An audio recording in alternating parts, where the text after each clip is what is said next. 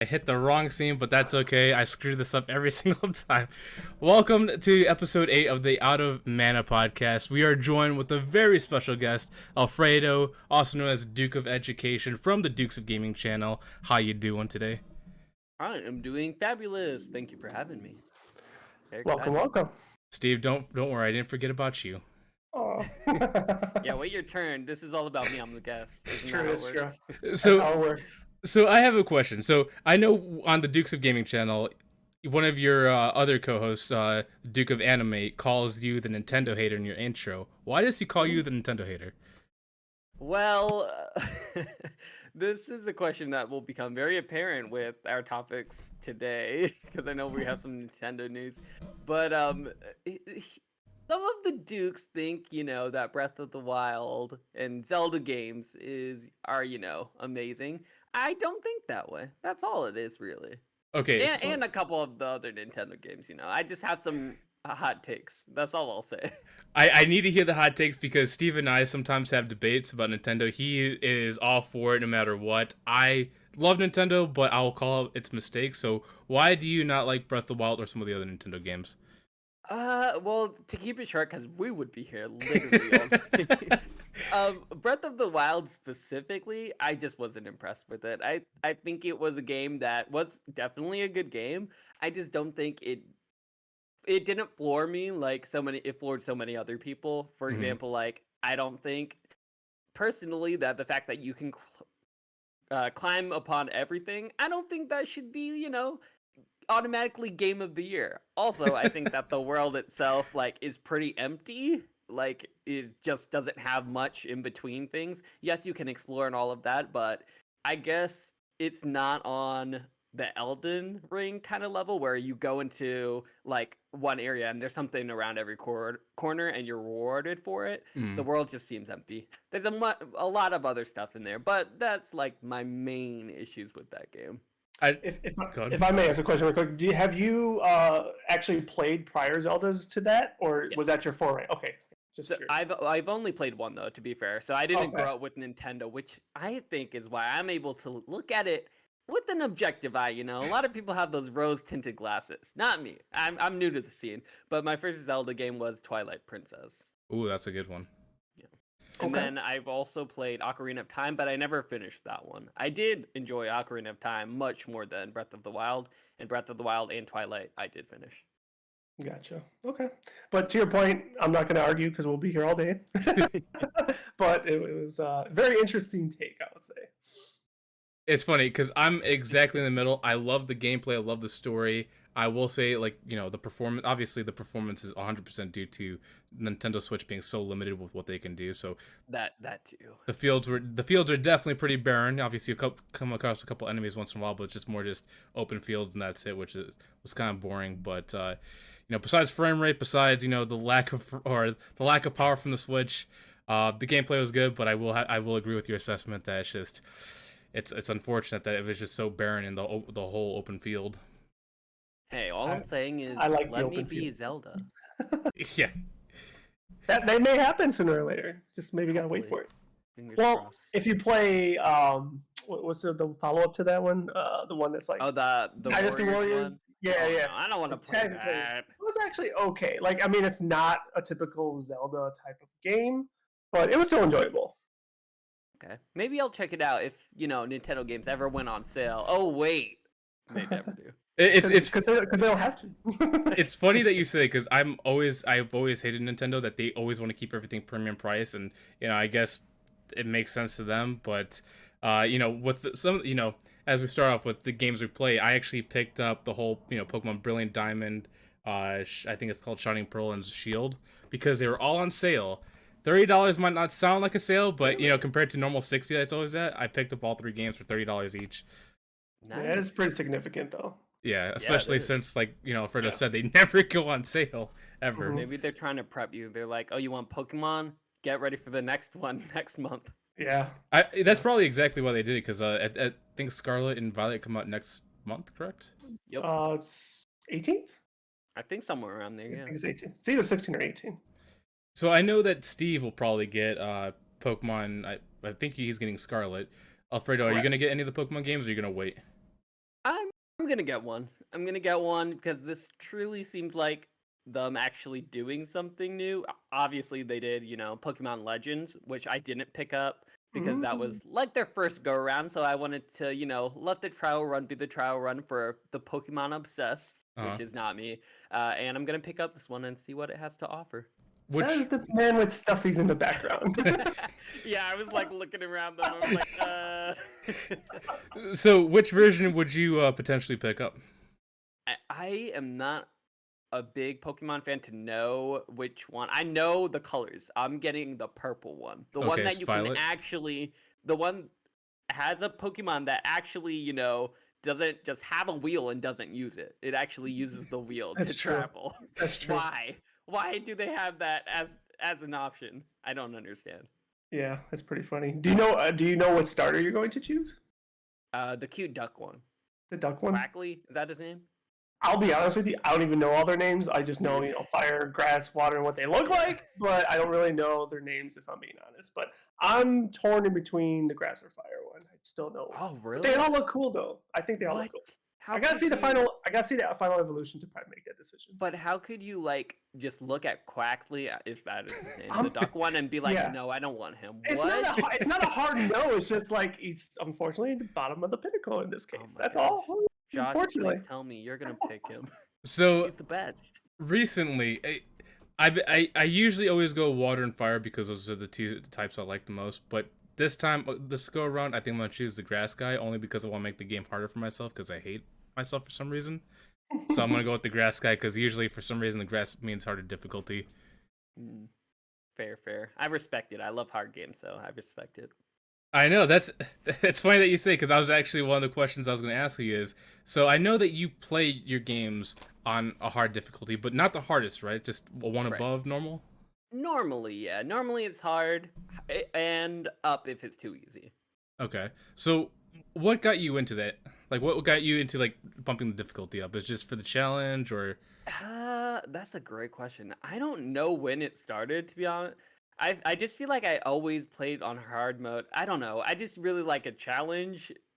There's just nothing else to it. I find myself gravitating toward harder games anyway. So if it's Fire Emblems, which is a franchise I love, it's kind of like chess to me, right? I don't just want. It's not fun for me if I'm just totally overpowered. If I'm in an RPG, if I over level and just eliminate bosses left to right, that's not fun. I want to feel I outwitted or outsmarted or something, so I want to play on a harder difficulty. And then just in games, any game, whether it's Uncharted and I'm just shooting a bunch of bad guys, I want to be that Indiana Jones guy who's dodge rolling, throw back the grenade, oh no, someone's coming on my right, grab the bottle, smack them. I want to have those cinematic level type getting by the scrape of my teeth kind of experience. That's what is fun for me, being that type of hero.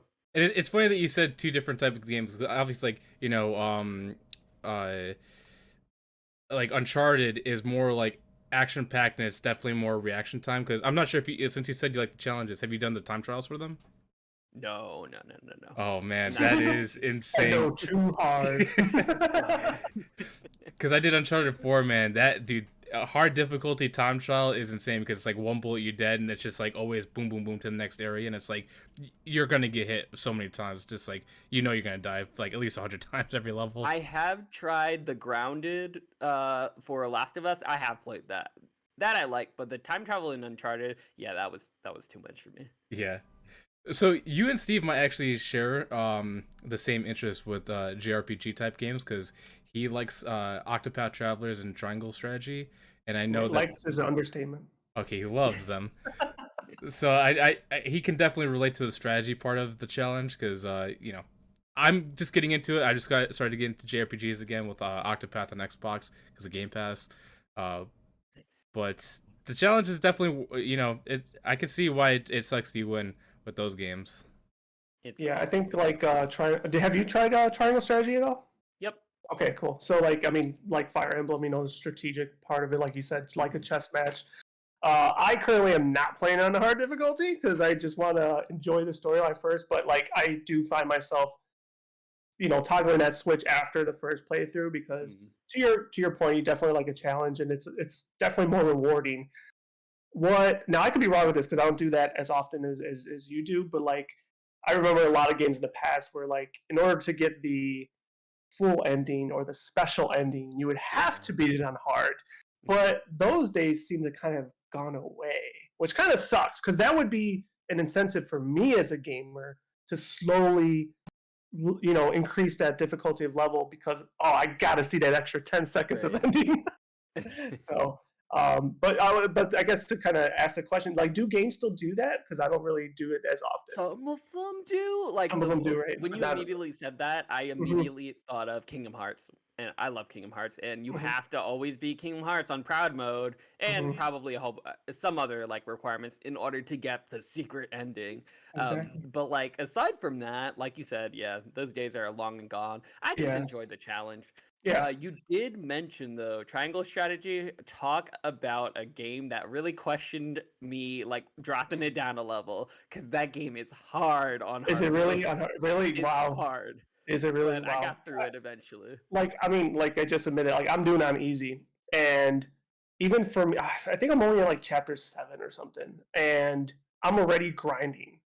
Mm, Like, not that it's like too difficult, but I don't know. I feel like my whole party needs to be at a base level in order to go through level because like the earlier levels you use what like 5 units and then it like goes to like 9. I don't know what the max is, but I know the last one I did was like 9 units and it was just like yeah. so fun because you're plugging and playing them everywhere and then there's like different waves coming out and yeah, it's really cool. Plus, I'm really enjoying the story. Like I know some people get turned off because it's too much dialogue and there's few fights in between, but I fucking love it. Great game. I'm, Yeah, I'm, I I'm a big story guy, so. definitely. I would say a step up from Octopath Traveler, because everyone knows the hot mess of Octopath Traveler. So, Of the episodic stories, like the separate stories of so that. okay, so about that, because I told Josh this. You have to read in between the lines, and I know that's not for everybody, but like the main story is not part of any character's story, which is Mhm. just a little bit of a mind blowing thing. Like you have to put the pieces with all the side story to get the main. Now, like I said, that is not how games are made because it's so Yeah, linear and but that's what I enjoyed about it. Like I was like, oh shit, like I talking about a chess game. Like I had to think about it. yeah. But I know that's not for everybody. And it does reward you at the end. I think if you after Oh, you complete everyone's, then that like there is a final boss that that basically that comes together. boss has to be one of the hardest RPG bosses I've ever fought. And I beat. And my buddy still hasn't done it yet, and I hold it like a trophy above him because I don't know if you know, but when you restart the game on the menu, you get the little crown above the Octopath Traveler Oh, I didn't game know that. screen. Yeah, when you beat it, you get a little crown. No, I was So so done. I was yeah, done. I was like, okay, I'm that not boss is hard. enjoying this That non-interwoven story. After I'm done the final persons, I'm done. The game's done. yeah, that boss was very very hard. Maybe one day. And there's not even a difficult. Wait, was there a difficulty in the game? I don't think there I don't was. think so. I don't think there was. So I have a question. Like I said, I just got into Octopath Travelers on Xbox, and I know you said you didn't like it. Obviously, since it's my entry, I do kind of like it because when you progress, you have different characters, and depending on what you do, you have certain team composition with the characters. And I know that triangle strategy kind of takes that to another level where the game gets harder depending on who you have with you.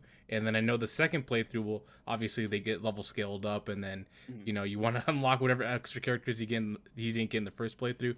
Is that what you guys find challenging, or like what's challenging about triangle strategy compared to Octopath?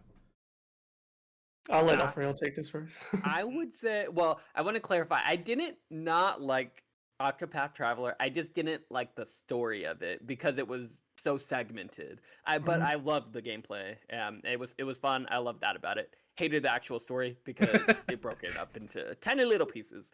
Yeah. But aside from that, triangle strategy is like the classic tactics games of like Mhm. before time. So like think Final Fantasy Tactics, where Mhm. every person has a class like a regular JRPG, but it's like on a game board essentially, and you have because it's a tactics game. you really have to be conscious about everyone's positioning. So it's very familiar of games like Final Fantasy Tactics or Fire Emblem. So it's all about like positioning. Like that adds a whole extra layer of strategy that I feel like you don't really get that from regular JRPGs, which is why it's fun, right? You just get that variety. But at the same time, love turn-based as well. But I would definitely say out of the two, Tactics is definitely like the 4D chess versus 3D chess of JRPGs. Yeah, Tactics I loved because Tactics was also pretty hard. I wish they would remake that in Octo, like the new 2D, 3D kind of look. I think that would be amazing. But who knows? Maybe we'll get it. Oh, so Fingers they don't have crossed. that in Octopath, what was it, Champions of the Continent? I thought they changed the combat a little bit. No, no, the combat is exactly the same. So Just on a 2D one phone. side. Okay. Yeah, the only difference between retail Octo and mobile Octo is in mobile you actually have 8 units to fight at a time versus just the 4. Did Okay, not maybe that's know why it that. seemed different to me. Yeah, yeah. Mm-hmm. Yeah, So, which is cool. so to the second part of this question of hard modes, what was the first game you beat on hard mode? Ooh. Oh, I don't even know if I remember. To be honest. It might have been Kingdom Hearts, like Proud Mode. Technically, I want to say I think that's the earliest that I remember. Because back then, all games were just hard, right? When you had Sega Genesis, there was no hard mode. Everything was hard, and you just had to struggle until you beat a game. So I want to say it was Kingdom Hearts. So it's interesting that you say Kingdom Hearts because that was either my first or second game that I've ever been on hard mode too. So did you just play on hard mode or proud mode, or did you also do the critical mode? I did do critical mode eventually. I can't remember if that mode was like released when it first came out, but as soon as I saw critical mode, then I played it on that. Yeah, I don't know if it was released on the PS2. I think it was like a PS3 update that they did critical mode, but Yeah. dude, that And I've takes played it many times since then, and I always play on critical mode. that takes the difficulty to another level because you're basically stuck at level 1 the whole entire time, and Yeah. trying to 100% the game versus Sephiroth, it's just it's a nightmare fight. Yeah, that reminds me of, I know Chris, you mentioned with triangle strategy and grinding, what makes hard mode on that game so hard is that they don't allow you to grind. Mm-hmm. So you just Yeah, you have have to to rely go on through the skill. story. Yeah, Yeah. So it's tough. yeah. So I guess Yep. continuing the games, do you have anything more to speak about that? No, I don't know if we were gonna go do a roundtable on first hard game, but like I was trying to think while you guys were talking, and the only thing I could come up with very quickly is if it's considered a hard mode is doing like the second story for Resident Evil 2. Like I don't know if that really counts, but I don't think it counts. No, it would count because when you Count. when you increase the difficulty, you have more limited, material and ammo and stuff like that. Yeah, Yeah, so that yeah. counts. But like to Alfredo's point, like back in the Super Nintendo Genesis days, and obviously before, like there were some games that you could toggle hard mode, but generally speaking, a lot of them didn't have it. And They were naturally truly just hard mode. hard. Yeah. Yeah, There so are that's some why games like I never finished. yeah, and that's why when you guys talk, I'm like, what was mine? Because I really don't know. So, but that's the best I could come up with right now. So, So continuing the topic of games, what have you guys been playing recently? I'll let Alfredo take this first. Oh, me first? Okay. Yeah, sure. So I've been playing a lot of Overwatch 2, because it got me re-addicted. But I had to take a little bit of a step back because there were 2 games that came out this week. One of them was unexpected for me, and it's a little game called Marvel Snap. Have you guys heard of this game? It's a mobile game. No, I haven't. Don't think I've heard it. No. So I don't. Disclaimer: I don't play mobile games. I Okay. normally hate them. I Okay. only use my phone for texting and calling. That's it, and social Okay. media, of course. But this game came out, and it is a card game, and typically I do like card games. So like if you think of Slay the Spire or other games like that. I normally like card deck builder type games, but more single player. But this is like a PvP card builder game, kind of like Hearthstone, basically, or Gwent. It's one of those, but it's much, much, much more simplified. Okay. to the point where basically each of your cards have a different number associated with it, like their power level, and basically they have different special abilities when you play it. So how it works is that it's you against an online opponent, and there are basically three different spaces that you can put cards on, and you're trying to win basically like two out of three of those spaces, like have your power level, combined power level for that space to be more than your opponent's. So you can put your cards, there's 6 turns, you can put your cards wherever you want, and you're just trying to win like that. What makes this game really cool is that it's simplified, and I love Marvel as well. So take, for example, Nightcrawler. If you get the Nightcrawler card, okay, you can put him down, but he has a special ability where he can teleport to any other space that he wants. Like, Hmm. once you put him down, he doesn't have to stay there. Another card like Wolverine, he might be able to, like, there are some different cards that can destroy things. You can't destroy Wolverine because he'll just regenerate. So it's kind of like that. So everyone has like a different specialty or special ability that is related to them, and it's just really cool. Also, like each space, each like arena that you're trying to win, each one of them will have special properties associated to them. So it might be like, oh, okay, here's like the evil lands where now you're gonna draw instead of from your deck, from your opponent's deck. So you just have no idea what you're Ooh. drawing. Or it might be, oh, everything in this area has like -5 power or whatever. It just has some really cool stuff, and it's like procedurally generated, so it's always random and it keeps you on your toes. It's that like kind of strategy game like we were talking about with JRPGs and tactics games, but in short, like I want to say the games take like 5 minutes maybe every game, so it's continually like, You oh, get just in one and more out. game, just one Yeah. more game. It's It, that kind of feeling, but it's super fun. it's funny when you're describing this game, and I know this is gonna be a horrible comparison, but when you were describing like the characters and the attack power, I was immediately thinking of Yu-Gi-Oh. Yeah, it's kind of like Yu-Gi-Oh, because you see your monsters or your Marvel characters come out. They do like the little special symbols for them. So like if it's Cyclops, you'll see his beam go across the screen when you play him. Stuff like that. It's pretty cool. So it's funny because usually, like, I'm usually against mobile games. I know Steve usually is. Obviously, the I mobile am game for too. him I is am like too. But Octopath, but this might be one of the mobile games I'm gonna play because I do like Yu-Gi-Oh, and it sounds like I also like Hearthstone too. So maybe this might be one of the mobile games that might actually get me into one of them. hey, I don't even like Hearthstone because it's too complicated, and Yeah. this game takes all of that out. So I'm in for it. Be careful though, because obviously, like all games now, it's a An live addicting service and factor. has free to play stuff like a battle pass. It has all of that. But I haven't spent a dime on this game, and I've played it for way too long than I probably should be because it just came out. But yeah, it's great. I would highly recommend it. So with the game, are you? So you said you could. The more you play, you also can probably get like some kind of reward system, so you could buy like more decks or stuff like that. Is that how that works?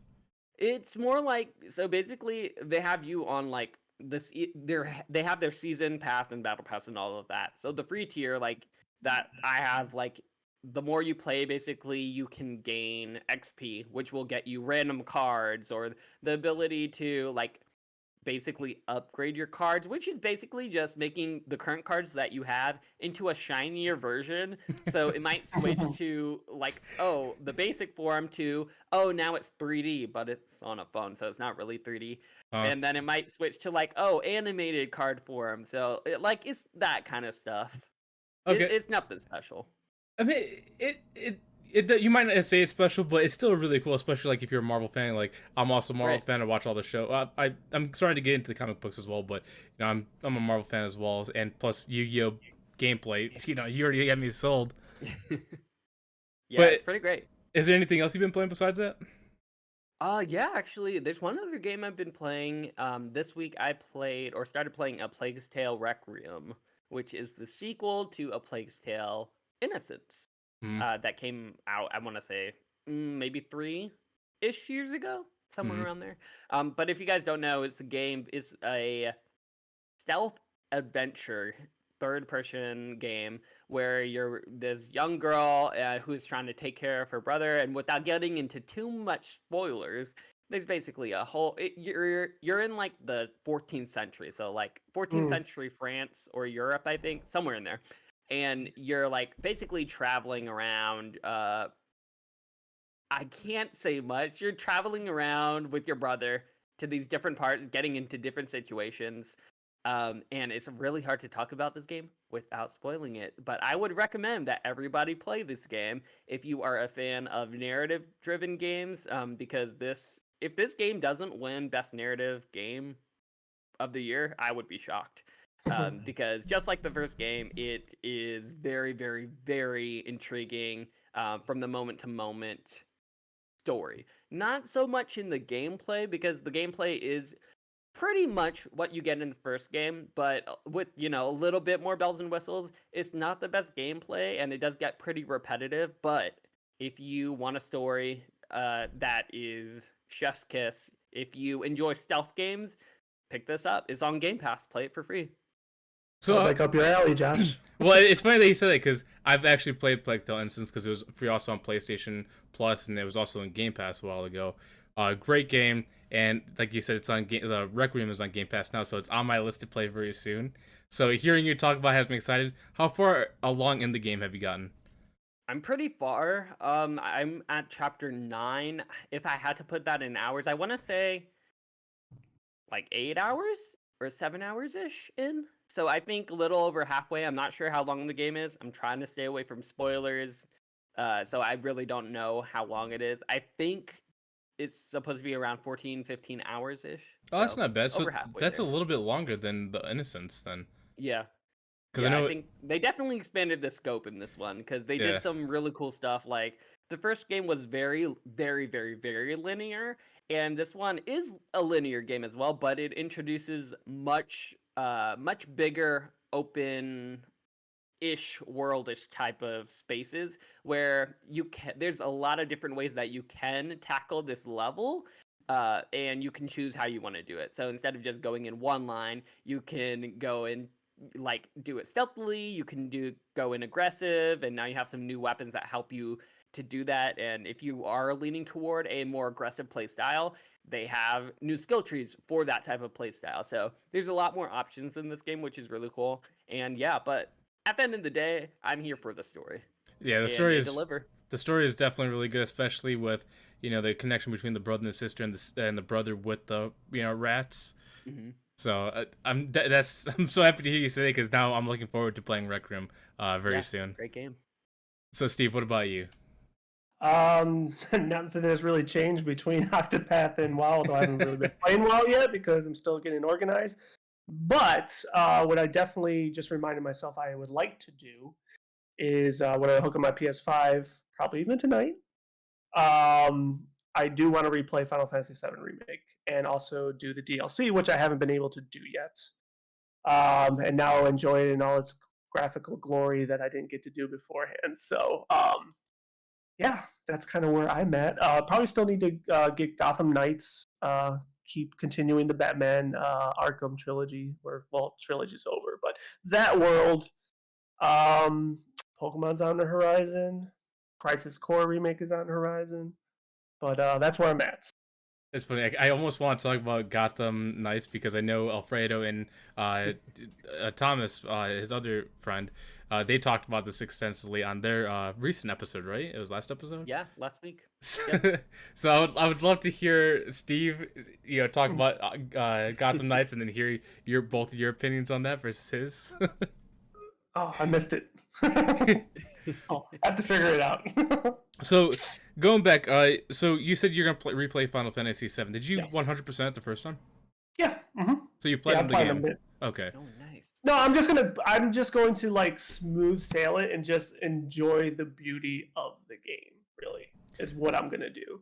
And then, like I said, then do the DLC because I haven't had the opportunity to experience it. I mean, I think they did add it for the PS4, if memory serves me correct. But initially, it was only for PS5. I think the DLC is only PS5. Oh, it's still only PS5. Yeah. Oh, well, if that's the case, well, yeah, well. So now I get to finally experience it. So that's pretty cool because I was going to ask if you're actually going to. I know you think this is cheating. Auto pop the platinum for PS5 because you could transfer saves. If it happens, it fucking happens. I'm not. It's not my intent, but I mean, I can't control that, or can I? I don't know. You can. You'd have to like Okay. upload your PS4 save to PS5 manually. Oh, okay. No, okay. Yeah.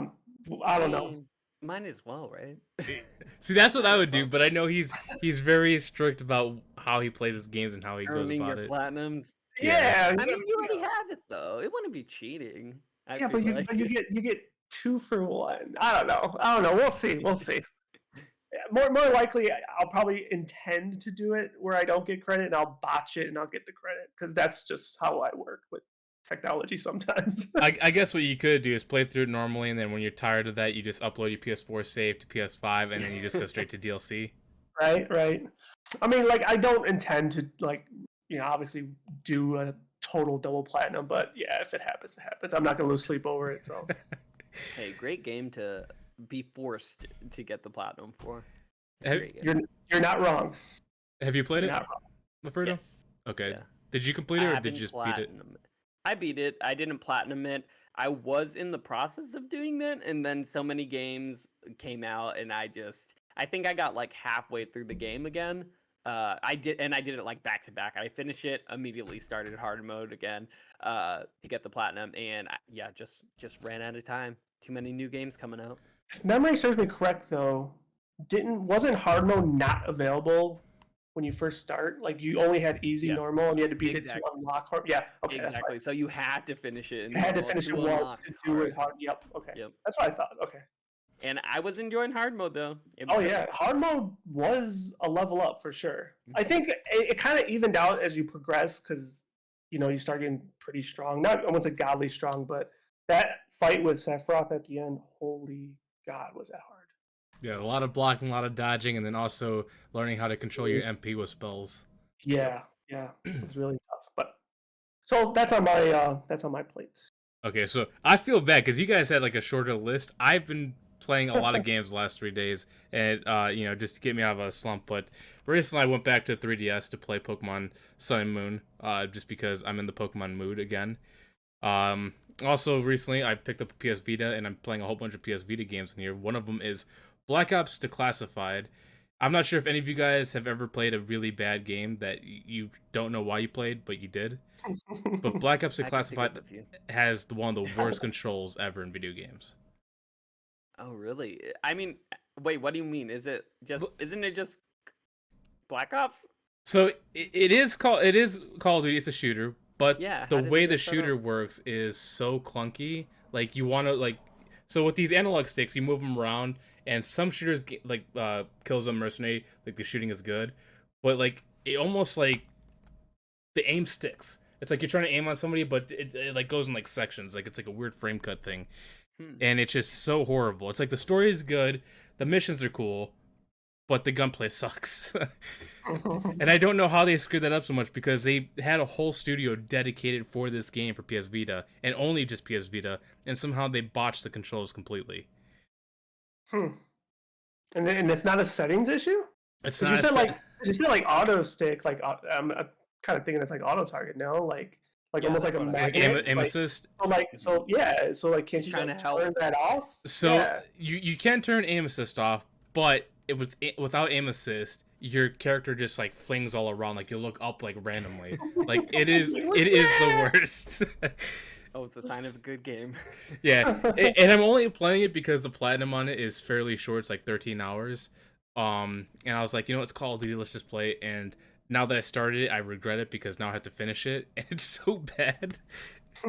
So that's what I've been playing, and then also obviously Pokemon Diamond because I picked it up on sale, and then 2 story games, Transformers Fall Cybertron, just because I don't know, I was in a Transformers mood, and this game is just a fun, silly multiplayer game that you just go around, bash people in the head, and then run away. Nice. Nothing wrong with that, just like real life. Yeah. Dude, if you ever want a multiplayer game where everybody's trying to be real, strategy, everybody's just going around flinging swords or throwing buckets at each other to knock them down and then attack them. It's such a weird multiplayer game. Hey, as long as it's fun. It is definitely very fun, but it definitely has a time limit on it? Like you'll have fun for like maybe like an hour or two, but then you got put down for a while. One Just of like the those goat games. simulator. Yeah. Can only be a goat for so long. That's talk about the epitome of silly though. Like, Yeah. But going back to Black Ops Classified, so I know Alfredo, you said you played some games that have really bad controls. What are some of the ones that you played? Oh, bad controls. What's that one on PSP? Uh, Crazy Taxi. Crazy Oh, Taxi on yeah. so bad. But I mean, it could be argued that they did it on purpose because, it would be too easy, right? If it was easy to control the taxi and you just got people from point A to point B. So maybe they did that on purpose. Who knows? But that's definitely one that I always remember of not having great controls. So which version did you play again? I played the PSP version. Okay, because I know the PS2 wasn't good either, but PS3 somehow got better. Oh, really? I never played PS3. Yeah, just the PSP. So maybe I missed out. Maybe it's just the portable versions that have just crappy controls. Maybe. Because I know that That would make sense. there's another racing game on here that also has horrible driving controls as well. Mm-hmm. So I guess now that we're moving on from the games, do you have anything? Do you have any special goals that you have for the Dukes of Gaming channel? Huh. Special goals. Well, actually, yeah, we are trying to hit 100 subscribers on YouTube and 50 on Twitch, on our Twitch channel. So those are coming up. We're trying to do more streams in order to help us get to that number. But yeah, those are our first and foremost goals. But at the end of the day, like I was telling you earlier, Josh, we're just trying to have fun, just like you guys. We're just enjoying having fun, talking about video games, sometimes even playing video games. But yeah, just trying to have fun and have some subscribers while we're at it. That sounds nice. And I know you guys are fairly close on YouTube because I think you're what 73 or 4 subs now. Yeah, somewhere around there. And you guys have been growing fast because I think within like the last 3 weeks you've gained like 12 people, right? Yeah, it's people like the game streams. So we've been playing a couple different games like Fall Guys. We played last week. We played Super Smash Brothers. People love getting into the lobbies. They can play with us in there. We're thinking about doing like other games like Mario Kart, maybe some Mario Party. We've even done like multiverses, just trying a bunch of different party games. So if you guys wanna play some different party games, let me know. It's funny because I was there for the multiverse stream, and it was funny hearing you and Thomas talk about it. You're like, I don't want to play this. I want to go to Smash Brothers.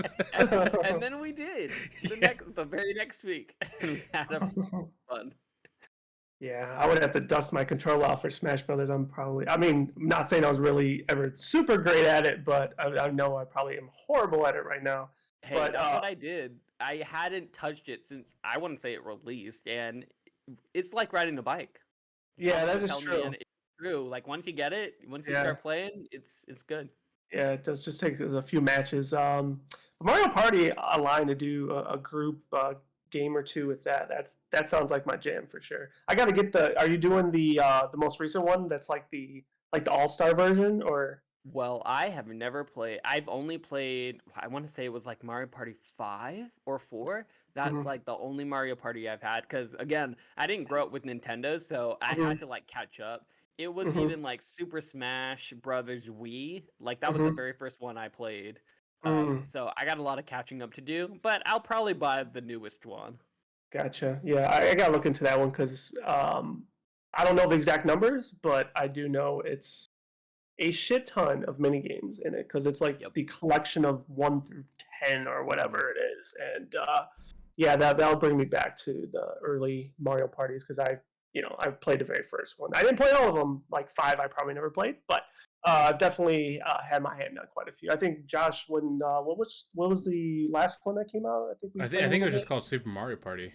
Was it just called Super Mario Party? Yeah. But there was like the one with where you had to row the boats and you had to be synchronized. It was like so silly, but just so fun because you had to get coordinated. And we were even like role playing. We're like, let's get some chairs, and we're like sitting down and just like, no, go left, go right. Brings you back to the days of like Wii Sports. yeah. Speaking of Wii Sports, they got the new one for Switch Sports, whatever the hell it's called. And I kind of want to try that one out too.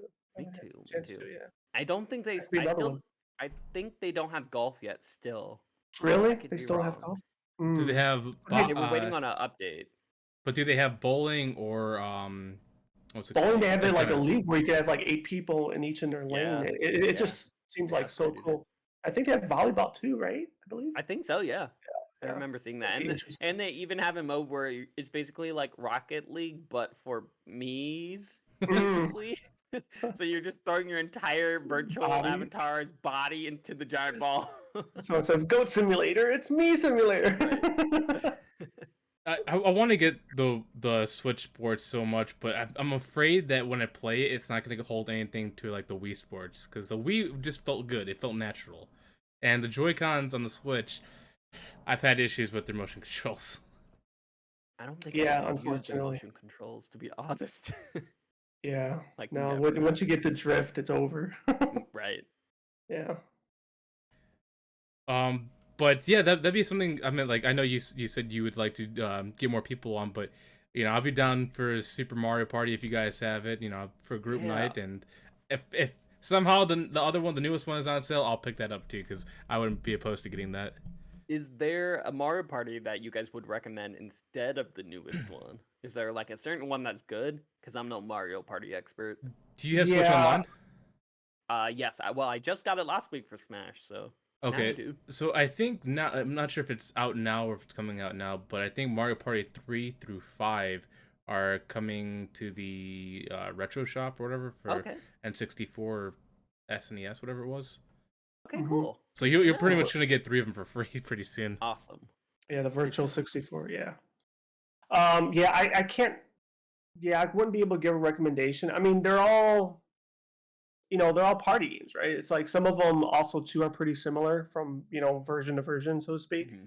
So I'm not gonna say they're all hits, but it's hard to really say this one over all the rest, at least in my Hands opinion. down. But then again, I didn't experience all of them either. So, Okay. but the newest one, like I said, I mean, it's like the all-star version. It's kind of like hard to not like pass up on that one. So Yeah, it's like the best of all of them kind of deal. yeah. Dang, I might have to try to get this game like this weekend because I'm getting excited to play it. Yeah, matter of fact, I should probably pick it up really soon myself. Now that we're talking about, it's like, yeah, I gotta have that one. I mean, it's a Yep. freaking party game. Exactly. Like it's going to serve its purpose. Yeah. So, man, it's funny that we're talking about Nintendo sales earlier. Did they ever run a sale on that game at all? Feel like Not that I know of. yeah. I mean, No idea.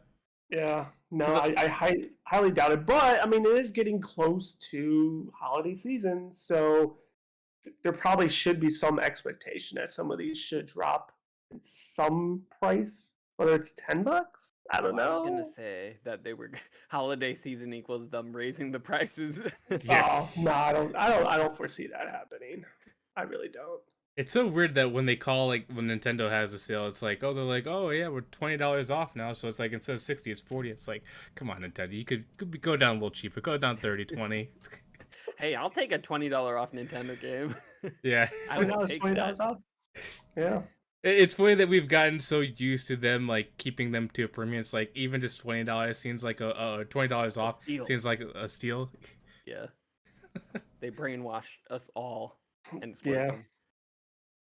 Well, like I said, they don't need to because they're getting their sale. So Yeah, exactly. guys, like I always They tell don't care. Josh, we're all sheep in this world. So it's like until we stop. Sheep They with ain't gonna stop. preferences. Is there any like potential sales you're looking forward to, like during the holiday season? Because I know when what's it called, Cyber Monday, Black Friday come out, I always have like a list of games I've been looking for throughout the year, and I just buy them whenever they're on sale. Do you guys have any go-to lists that you're looking forward to this year? I have one right now. A game that released today, actually. Oh, Gotham Knights. When there comes a sale for that, probably Black Friday, I will be getting it. But yeah, that's only one. It's funny that you're saying that because I just watched your last episode like 2 days ago, and you were telling Thomas that you're not gonna pre-order, but you're gonna go to GameStop and buy it day one. I had to backpedal, okay? There were things that happened this week, okay? The reviews came out. I'm sure you guys seen them, and it's not pretty. So I'm just gonna wait. I got Plague's Tale to play in the meantime. God of War will come out before then. I got things to play in the meantime, so I'm not stressed about it. So I have yet to see the reviews, but is it still all geared towards the graphical thing? No. Okay, I'm just asking because I haven't seen them yet. So It's the whole game. it's the whole basically. game, really? Okay, that's kind of a bummer. Yeah, I was one of the number one supporters. I wanted a new Batman game. I was super excited to be Robin and or Batgirl. I was all behind this game, and then Hmm. the reviews came out, and Hmm. everything about it. It just very hard to justify a $70 price tag for this game Yeah. for something that is getting like 4s and 5s at multiple different outlets. So. Hmm. Yeah, so but Interesting. when it comes on a sale, I'll get it. Yeah, it'll probably go on sale very soon, especially because of Exactly. everything. Exactly. Probably. Yeah, it's They got to just recoup that money somehow. it's just so weird because like I also too was somewhat hyped for it. I know Steve was definitely hyped for it because he loves those Batman games as well. It's weird how they were kind of like originally saying it was gonna be 2-player co-op, but then they're like, oh, we'll do 4-player co-op to make people happy. But as soon as they said that, they're like, well, 30 FPS, it's gonna be locked, and then obviously because the game is so massive, when people spread out, there's also a whole bunch of loading graphical issues going on too. And the combat is kind of very simplistic, where it's like you're only throwing 1 or 2 punches, it's like the same combo over again, compared to like There's no counter button. yeah. So it's just like, how do you go from top tier games from like Arkham Asylum, Arkham City, and then make this game? It's like, is it Rockstar that makes them? Is that who makes Gotham? No. It's Rocksteady. Rocksteady. But this is so Rocksteady makes those games, but this is a different studio. It's WB Montreal, and the only Batman game they made was Batman Arkham Origins, which was like the Deadpool one, or not Deadpool, Deathstroke. So I liked Origins, but I know that there's also PSP version that wasn't, appreciated. It was pretty garbage. Yeah, I remember that as well. So It's actually I never played that one, so I don't know. It's kind of weird because Origins, I mean, like, obviously it was also low on the list too, but it wasn't that bad. So it's weird how they go from Origins making a semi-decent game to just somehow crap in the bed with this one. Mm-hmm. Yeah, no idea. Disappointing. Yeah. Well, maybe I'll wait till sale 2 then. And then we'll all play you together. have to buy it and test it and verify for us. I have to be the guinea pig. Yeah. You'll give us a say so when they get the patch good, and we'll buy it. Exactly. Yeah, there you go. Exactly. There you go. All right, I'll take the hit on this, guys. So I guess we can move on to our first topic finally with unfortunate studio fails. So we did talk about this last week. It's the Bayonetta voice actress Helena Taylor, and we finally have the full scope of the story. It turns out Platinum Games did offer her $15,000 for 4 sessions, but she wasn't telling the truth because she said only 4,000, and it turned out that was a lie because they showed the documents. But also her negotiations were completely unfair. Like, obviously 15,000 is pretty low, and I agree they should have got a little higher, but she was asking for 6 figures. Damn. And that's way more than most voice actors get in video games. Like, the top voice actors are like Troy Baker, what's her name? The girl that plays Ellie. Ashley Johnson. Yeah, Ashley Johnson. They usually get higher pay only because they're not just doing voice acting, they're doing motion capture as well for the games. So she was demanding their level of pay without that level of work. So now that things have finally come out, she is in a really bad light right now. But unfortunately, the voice actress that took over for Bayonetta, I think her name is Jennifer Hale, she's getting some odd hate for some reason. Even though she did nothing wrong, she took a job, and they're hating on her. So it's weird seeing how originally people were on Helena Taylor's side. Obviously pay was low, so people jumped onto that. And then once the truth came out, it's like, oh, well, we should relook at voice actor pay, but we also shouldn't be jumping on just people's words until full proof is out. Yeah, I mean, that was kind of like everything we discussed the other day, right? In regards to that whole episode. Yeah, I mean, I don't know. I don't know what else to say other than this, but like, I think it all really does have to get reevaluated. But going back to demanding, like, at some point, everybody, and this is just an everyday world, you start to realize your worth, right? I mean, Was her ego too big for that type of ask? It depends on who you ask, right? You know, I'm not too intuitive with the franchise, but it's my assumption here that historically she's been the only voice. I'm assuming here, right? So it's like if you're associated with this iconic character, then there should be a royalty in getting more money over time. And then we discussed that on the last episode.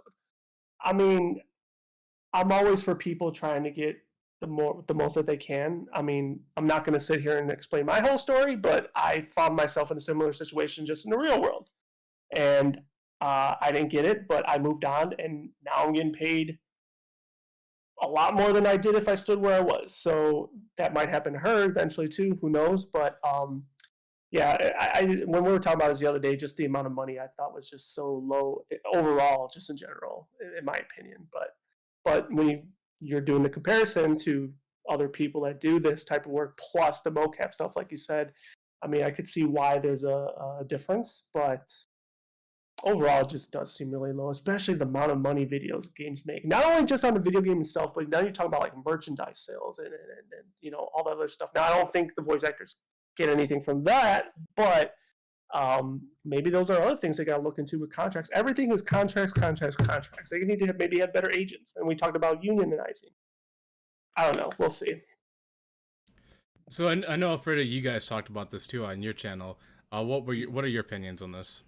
Yeah. So since this came out, like you said, new information has come out saying, maybe she was offered more than the initial 4,000 that she stated she was only offered. And yeah, it's just really interesting because there's no way we can know, right? Who's telling the truth? Is it Platinum who's telling the truth, or is it the original voice actors who's telling the truth? Because she is still saying that they're lying, basically. But it's weird that she says that too, because Platinum Games did release documents that they did say they were going to give her $15,000 or $4,000 per 4-hour session for 4 sessions. Mm-hmm. So it's definitely more than 4,000 what she is saying. But I think obviously some people like to play it up as like like I said, $5,000 or $15,000 is still pretty low, but I think she's trying to play up for sympathy on her side. But, yeah, I mean, yeah, I could definitely see it going both ways, honestly. I don't, I don't know, and I don't think we'll ever know, to be honest. I'm not the biggest Bayonetta fan. Like, I haven't even played I think I tried playing the first one, and I didn't really get into it. I was more of a Devil May Cry person. I'll play those games. But maybe when these go on sale, I'll eventually play them. But yeah, it's just like I said, it's unfortunate just seeing like the pay disparity, I guess, because this is a franchise that has made like over $450 million even before the third one is coming out. So just to be offered, I don't know, I feel like even 15,000 is pretty low considering how big of a voice franchise is. So we'll never really know.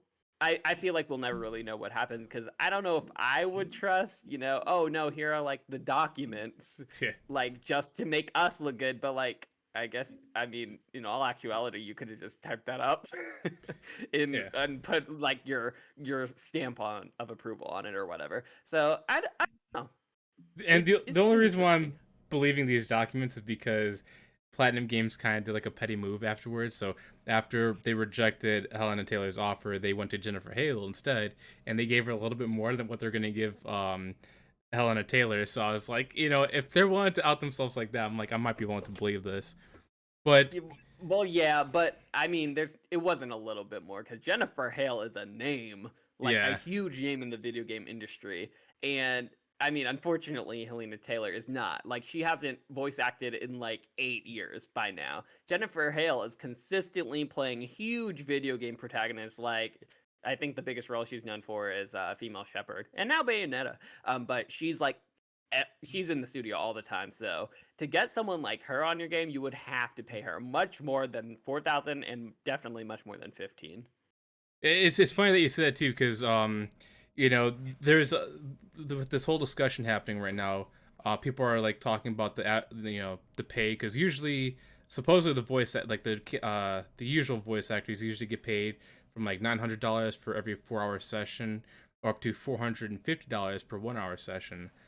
But Crazy. I know that the pay gap is drastic depending if you're more in demand, like Jennifer Hale or like Troy Baker or Ashley, because they get paid significantly more, like $70,000, $80,000 per role. But they usually do like more, besides just lines, they do motion capture, they do a little bit more. I know some people don't like this. Sometimes method acting with it too. So people are having this conversation of like, should people get paid based on the amount of work they do, or is it based off of just how in demand they are? It's a combination. I mean, it's easily a combination. I don't think you could go one avenue and not explore the other. Hmm. Um, I mean, that's just my opinion. But once you start doing more work, I mean, yeah, experience, like usually you get rewarded for those type of things, especially if you're doing good work. I mean, I shouldn't say always, but time investment doesn't always equal more pay. It's just that, in that industry, I think it would though, because it's a creative art. So Yeah, Yeah, definitely. it's also weird how they value like sessions too. Like it seems like they just give you like a total sum, like $900 for a 4 hour session or $450 for 1 hour session. It's like, what happens if they do a lot of lines during those sessions? Like, shouldn't they get a little bit more? It's like, how do they value these sessions? And I think that's what I want to know is like, yeah, how do they value it? It seems a little difficult and vague for them. mhm. I think that like I mean I don't know because I'm not a voice actor, but I think they have it where like that's where the I guess the voice acting union comes into play where they set those fair standards because I think in some places yeah they will give you a lump sum for this many hours or whatever, but I think sometimes it's also like this many words. So I think it can vary based off of contracts, Hmm. but yeah, I mean it's very similar to like just working in like in a theater as a regular actor, I guess. Um, and that's, I mean, normally you get a lump sum for the project or whatever. So I don't know. I guess it just depends, but hopefully that's where the unions, the voice acting unions, and AFRA is that what they're called? Something like that. I know it's Um, like SAG-AFTRA, SAG yeah, Yeah, AFRTA yeah, whatever. SAG-AFTRA. Uh-huh. yeah, Yeah, yeah, yeah. I because think that's where it comes into play. I think you're totally right because people like you were saying, the difference between like theater acting or like actors for like movies. Usually when they get paid their lump sum, they also have to take out fees for like makeup or any kind of like dressing. But apparently, voice actors don't really do that. They just do the booth and that's it. But usually the studio provides the booth, so they just take their lump sum without any fee extraction. And whiskey, And lots of whiskey. Yes, whiskey, super great for the voice. Yeah, very great. Got to get that raspiness. Yep. Yeah, I mean, it's such a, and like I said, not I don't want to fall off the rails here and repeat everything I said the other day, but like every studio is different, right? Like, I mean, the Bayonetta one is obviously very lucrative, but there's going to be other video games that have a smaller budget, and the budget's going to command how much they're able to give, and whether or not the voice actors want to take X amount of money for like a passion project, that's on them, but this is clearly just more of a demand thing, which like I said, I can't hate on that. Yep. Especially if you think you command it more or you deserve it more. Like, may bless it. Definitely good luck on her for, well, working in the industry because now she honestly might get blacklisted at this point. Yeah. So, The part where she tried to have people feel sorry for her by lying, yeah, that's definitely not doing her a service. But if that part did not happen, I don't think she would get blacklisted or lose work. mm, Some people might think of that as an it's just empowerment thing and just get her on for that reasoning. it's just so hard to tell, I guess, because we Yeah. don't know who's telling the truth, I guess. Yeah. And I also feel bad for her too because let's be honest, she would definitely get typecasted for like a character that's really seductive because she has that kind of voice. So I don't think her acting range would be that sought after just because there's not many characters they look for to have just an attractive voice. Mm-hmm. Go to the JRPG genres or anime. Get into anime. You're 100% right. Maybe she just should switch fields and just be like a voice actress for other things. Yeah. Because video games apparently isn't as lucrative as it seems. So I guess Which is kind of a shame. yeah. But I guess we can go on to number two. I just want to close that story up because after we ended the last episode, more information came out, so I just wanted to cover that. But going back to gaming, I'm not sure if any of you guys paid attention to the Capcom stream that they did for Resident Evil 4. I didn't watch it, but I am up to date with all the news. I can't tell if Steve farted. I got my cosplay jacket. Your Leon jacket. I got my Leon. Got my Leon on. See, I'm ready. I haven't watched it. No, I did not watch it. But I saw the topic. I'm like, let me bust out my jacket. I saw a little bit of the RE4, and I'm definitely excited because I loved it. But I don't know what else came out. So okay. I need to see what else came out. So besides Resident Evil 4, they are also re-releasing the Resident Evil games with their cloud versions on Switch. Mm-hmm. Which I played a cloud version on Switch, which was Kingdom Hearts. I was played off a buddy system, and maybe it's just me, maybe it's a system that I just played on, but the cloud versions suck. Really? I played the cloud version of Resident Evil 7 or 8 specifically, the demo that they had available. And at first, first of all, it looks great, which is very surprisingly. Like on the Switch, it looks great. Like I'm playing on a PS4 or PS5, like amazing. Now, is it freezing all the time? Is it like stuttering? Yes, also. That's I'm glad you brought up that point because that's exactly what was happening to the Switch when I was playing Kingdom Hearts 1 through 3. Is that one, it freezed a lot. There's a lot of skipping, but two, because of the processing demand, the battery drains so much quicker. So it's like I want to be happy about these cloud games, but it's so weird. It's just like it's hard to be happy when it takes such a huge toll on the system itself. Right. Yeah. The Switch just doesn't have the chops for it. Yeah, it does. Not only the Switch, but I mean, just Nintendo's servers in general suck. The biggest balls in the world. Even I can say that. I don't know how they don't have better ones. They're fucking Nintendo. Like, figure it out. And they don't even have to figure it out. Just throw more money at it. Like, that just baffles me. Especially really now that they increase the prices. You'll just buy her $60 games. Yes, yeah, the $60 games. Yeah, right? Like, you would think some of that money would go towards servers. Yeah. Now, I wouldn't, well, I mean, I guess on PlayStation and Microsoft and Xbox, they run a lot smoother and a lot better, but me personally, I would just stay away from cloud games, but that's just me. Yeah. So, Alfredo, why did you play Resident Evil 8 on the Switch? Is it just because it was streamable, or what brought you to that? I never tried a cloud version except on I think Xbox has like some games that are available for you to stream on the cloud. So I've tried those before, and the lag was just a little bit too much for me to handle. Even though with them, and this was like months ago when they first released it, so it might be better now. But I wanted to see because I was shocked when I saw Resident Evil 8 on the Switch. What? Cloud version. Oh, okay. So I was like, they were like, here's a demo, try it out. So I was like, okay, I will. And I just wanted to see how it was. Like, if it was possible. And like I said, very impressed by the graphics, but not at all with anything else. Just because I couldn't play it because it kept just stuttering. It was so annoying.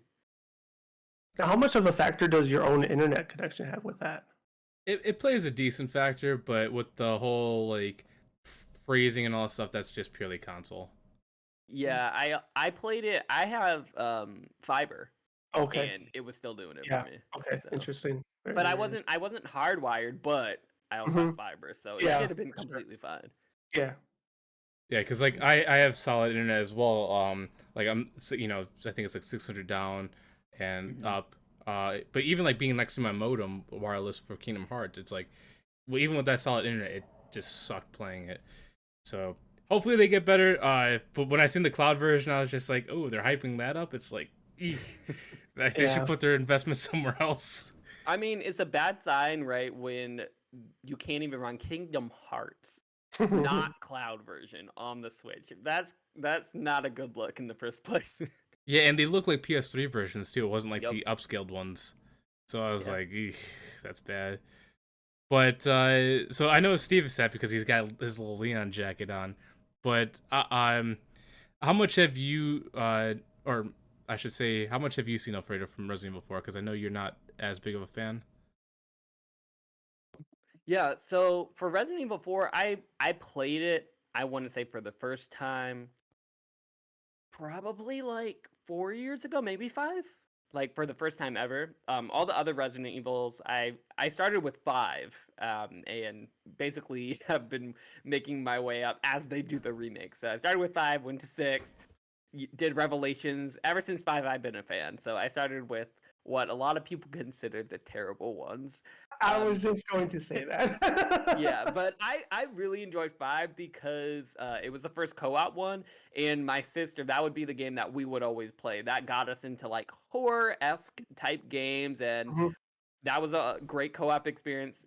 6, I know a lot of people hate that one. I loved it because I was able to play it completely co-op. It was a real good fun time. It just gives you those types of, vibes. C tier horror movie kind of thing where you know it's gonna be bad and you just have fun with it. So ever since those, I've been making my way up through the remakes. Obviously, love 2, not so much 3 remake.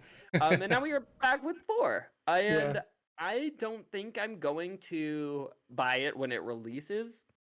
Just because it does look like more of a one for one, doesn't seem to be a huge jump in graphical fidelity. The gameplay does look, modernized, but personally, I feel like Resident Evil 2 remake perfected, like, I don't know, perfected just Resident Evil in general and how good a horror or zombie game could be Mhm. in the Resident Evil universe. And I really don't see it, based on what I've seen, I don't see it getting so much better than that I should just drop the 60 on it. I'll probably pick it up, but the issue is that when Resident Evil 3 came out, I got burned so bad on it because I was such a fan. I was like, I'm gonna buy this immediately. I paid the $60. I finished it in one sitting. It took me like 4 hours to beat it, and I was not happy that I had Mhm. just spent all this money on this game, and clearly they didn't give as much attention to it as they should have. So I think I'm gonna wait this time. I've been burned, so I'll wait. I will always, Understandable. I'll always come to your defense about Resident Evil 5 and 6 because I also love them too. Just for the co-op action, Yeah, horror they're about it. great.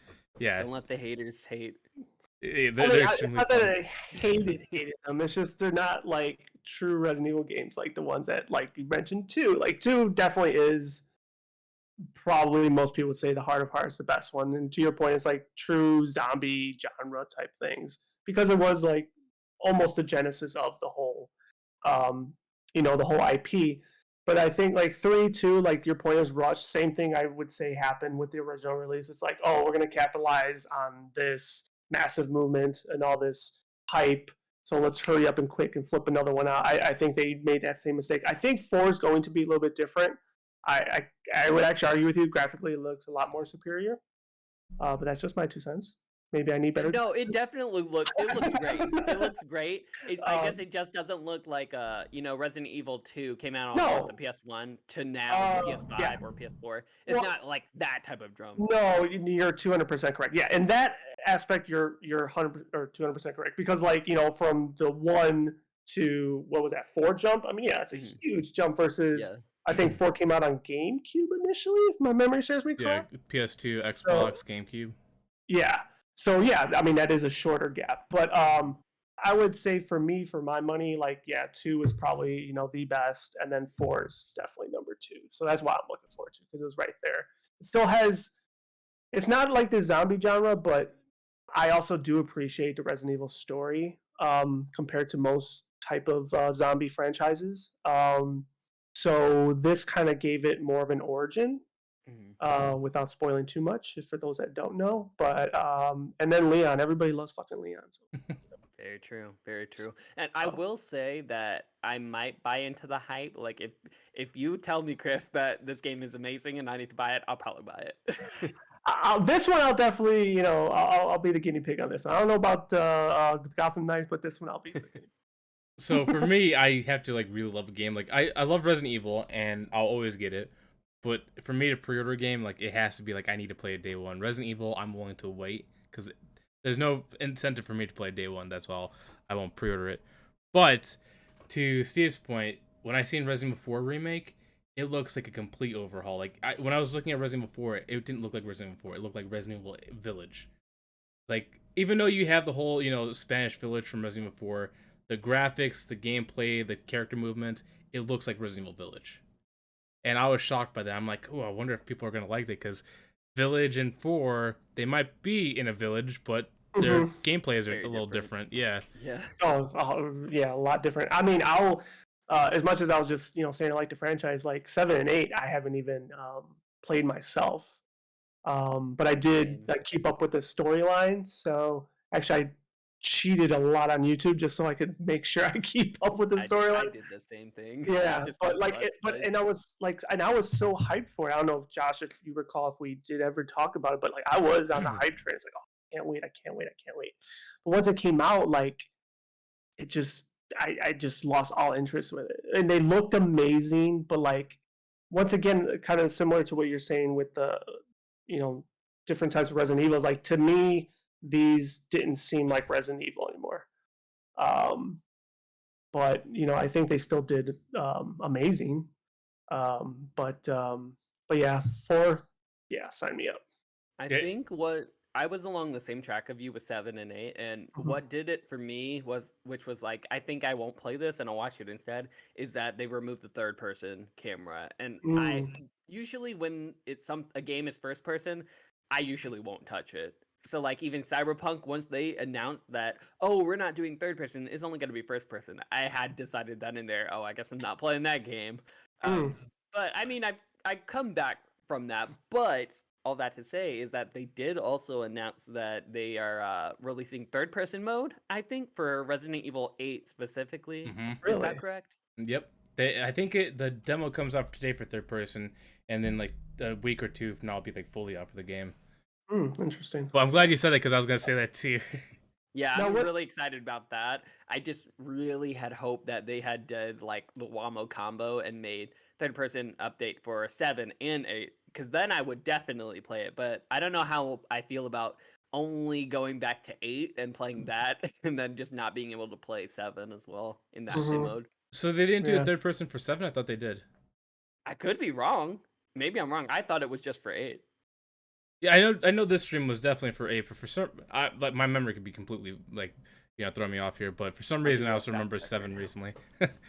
But no, I definitely have to agree with both of you because like it seems like every era of Resident Evil definitely changes. Like Resident Evil 1 to 3 were definitely more survival horror puzzle games, while Resident Evil 4, 5, and 6 were more like action horror games. And 4 then still kept some puzzle in it. yeah, but Resident Evil 7 and 8, that's just pure survival horror. Like there's no puzzle, there's no shooting. It's just you are trying to fight to survive. And I think And it's great. And it relied heavy on like decision making too, if memory serves me right. yeah, like what path you go down, because if you go down a certain path, you'll get cut off by whatever Yeah. creatures are there. Yeah. But Did any of you experience any of them with the VR? I did never again. I I'm got not doing that. scared. So did Absolutely not. RE2 have VR as well, or only 7 and 8? I think it was only 7. Yeah, I think it's Only only 7? 7. Yeah, Really? So they're the only one. Not even 2 did it? I don't think so. Interesting. Okay. And I did Man, that confirm would be that something else. 7 does not have a third person, and it won't. It's only 8.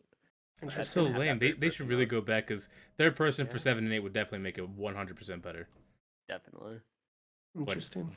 The VR on 7, man, that's terrifying, especially when you're in the tunnels and you got those mole people coming at you. Oh my god, dude! I thought I was gonna have a heart attack the whole game. Yeah, I'm Yeah, good. that's I'm crazy. good. I like horror, but not that much. I don't like being in the horror room. yeah. Yeah. Yeah, I can only imagine. Oof. That'd be. Yep, nightmares for sure. It's so weird too, because like I'm not gonna say the controllers are great; they're average. But like when you play games like Doom, VFVR, Resident Evil 7, or like Until Dawn, it's more of like a immersive experience and a gameplay experience because it just has things coming at you instead of you actually really reacting to it. And so it's it's worth a shot, but you'll definitely feel the scare. I am much more excited. Like, I wouldn't be willing to do that for 7 in VR, but I would do that for Resident Evil 4, which they did come out with VR for. And since 4 is like much more action based instead of Mhm, like horror. I think I mhm. could do that. I Yeah, think I for could make it sure. work. Yeah, 4 didn't like, and that's why I think a lot of people fell in love with 2 is because it did have those jump moments.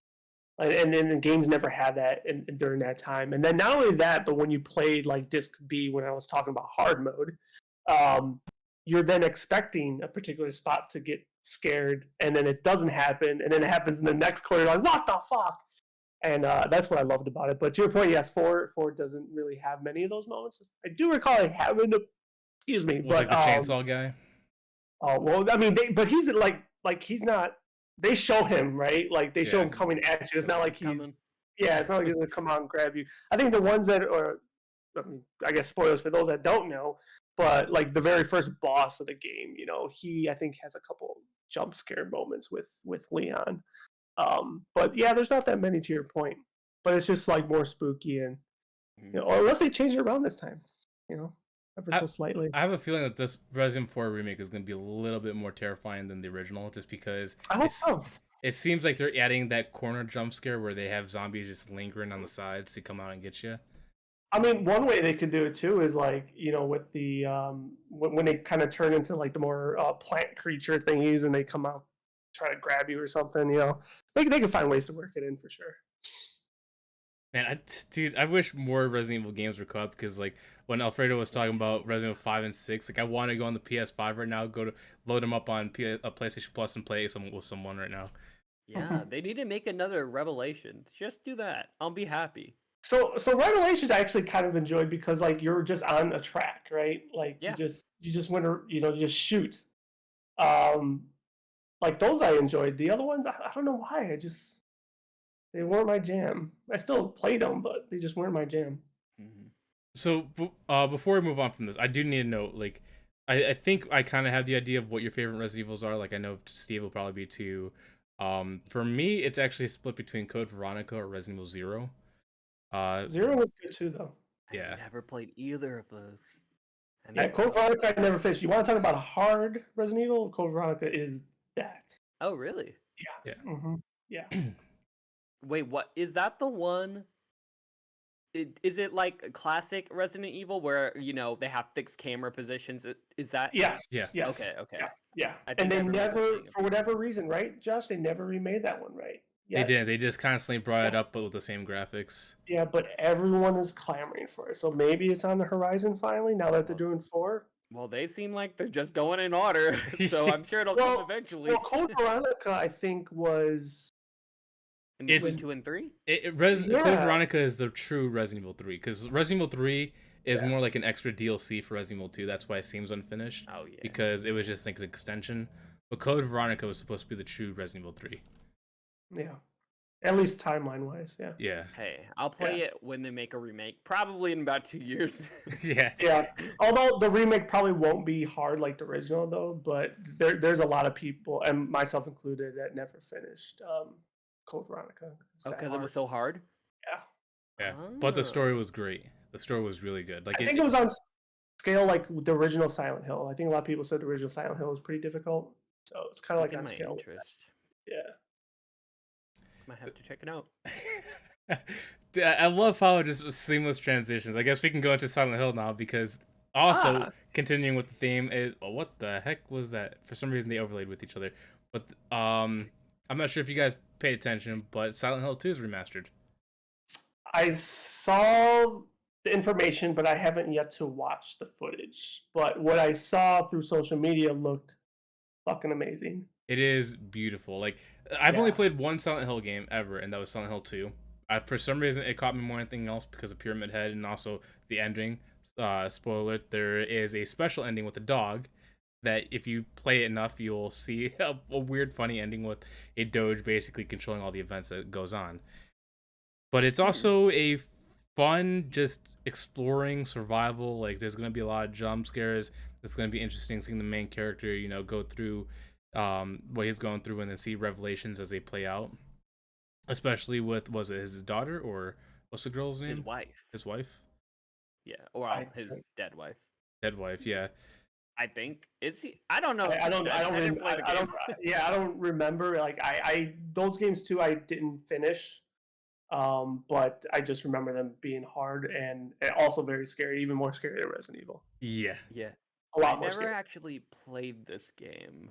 It was before my adventure, or I guess before I even started realizing that horror games were a thing. I used to hate horror games, hate them, and then I started playing them a lot, and I like them. So yeah, I definitely missed out on this. I think I got for this game in particular. I think the ending, like the shocking revelation, has been spoiled for me. So unfortunately, I won't get that. But I probably will play this game because I know it's one of those games that is a cult classic. People talk about it all the time, Mm-hmm. and it looks really good, like in terms of like the graphics and stuff.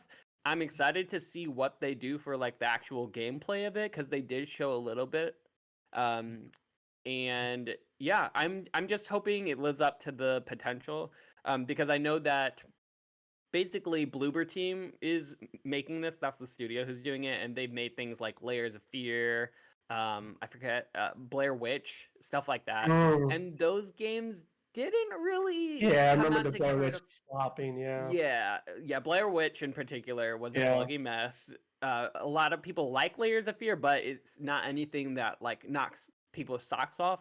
So I'm a little trepidatious about Bloober Team like handling this, Mm-hmm. just because they haven't put out like a must play kind of experience. But I mean, I'll hope for the best, and we'll see what happens. It's funny that you say, because you make a very fair point. Because when I was watching it, like obviously I'm excited for it because it's the only Silent Hill game I played, but it was also good. Um, but when you do talk about the game, it does look like it's like they took a lot of inspiration from the medium. I'm not sure if you ever played that game. Oh yeah, they made the medium as well. Oh, did they? Yeah, they Well, that literally made explains Bloober why it Team. looks so much like the medium when they walk around. Because I'm like, it looks 100% like the medium. Yep, they made it, which again came out to a very lukewarm kind of reception. So that's why I'm kind of scared about just the handling of Silent Hill 2. You know what? Since you told me that they made medium, it gives me a little bit more confidence because I know it wasn't appreciated as much because it went on sale so quickly and it was just free. But I liked it, especially with certain like story factors, because they didn't have the scare part. Like the only scary thing was like the mall when he would chase you. Um, but the way they told the story was linear enough and simple to understand. And I think that might work out for Silent Hill 2 because a lot of people that played Silent Hill originally, they might not have gotten the story because it might have been a little too complicated for them. Hmm. So I think that might be the only positive point for them is they might Silver be able lining. to make the story more understandable for others. Fair. I didn't. Yeah, I didn't know they I made gotta the look up medium. all this stuff. So See all this footage. so before we move on to this, so I also am not a horror game person either. Even though I played all the Resident Evils, I played Silent Hill. Usually I stay away from horror games because for some reason I'm like a scaredy cat. And But if a story is good enough, I don't care how scary it is, I will play it. I think that's why, like, I mean, I resonate exactly what you said. I'm not really a horror person myself, like even movies and all that good stuff. But like the Resident Evil story for me is really what drove me home because I just wanted to learn more about it. And Oh, then they start interesting. giving a genesis story and an origin story, which is pretty much what 4 is. It's kind of like an origin story without having to go to the past, at least with the T virus and all that stuff. So that's what drew me, drawn me into it. Silent Hill, I'm not too fluid with the story, but if it looks that amazing, I'm probably gonna give it a try. I don't think I've ever heard like a Resident Evil fan be like, "I'm here for the story." I am. I like the story. I mean, look, they got the CGI shows that carry on the story even further. Yeah. Hey, I'm not judging. I'm just saying No, it no, I works know it's for funny. me. Yeah, no. You're 100% right though. Most people definitely are there for the gameplay, but for some like Steve and I, for some reason, the Umbrella Corps story, Chris Leon, the president, and the other countries, using bioweapons against each other. It's just it's intriguing to us for some reason. And Hey, then I'm just learning like here. I'm just here getting headshots, trying to. I don't know what's going on in this story, but I'm here for it. I'm running from Nemesis or I, whatever his name I, is. I That's think what I'm the there other for. I think the other thing about it too, and I don't know if you guys, and I'm not trying to fall off the rails here, but like the other thing, like conversations I would have with my buddies growing up is like, oh, what if something like this could happen, And then you really start going down the rabbit hole. It's like, what if there is a pharmaceutical company out there trying to do this? Oh, Like 100%. Look at what Yeah, happened there in is. 2020. Like people are making viruses I'm every single just day. exactly, but that's what makes it such a gravitational pull is because when you have those conversations and you kind of look at it in that spectrum, like that's what lures me into it. And then like going back into the game story, like you're so focused with Umbrella, only to find out, well, Umbrella's not the only corporation doing this shit. Yeah, there's Like there's two other others. pharmaceutical companies, exactly. So like it broadens the story even more. Now I want to learn about these companies. Like you said, a little bit more passionate. I wouldn't even consider myself a diehard by any stretch of the imagination, but I do enjoy the story. Yeah, like I think that's also why Albert Wesker is so loved, is because even though he worked with Umbrella Corporation, he was also like a double agent for another company, giving them their data and stuff. Mm-hmm. But I definitely agree. It's the fun what if part. I think that's what attracts us to it. Yeah. See, you guys are dropping lore on me, and I'm like, oh, that happened. You're like, now I have to play them all over again.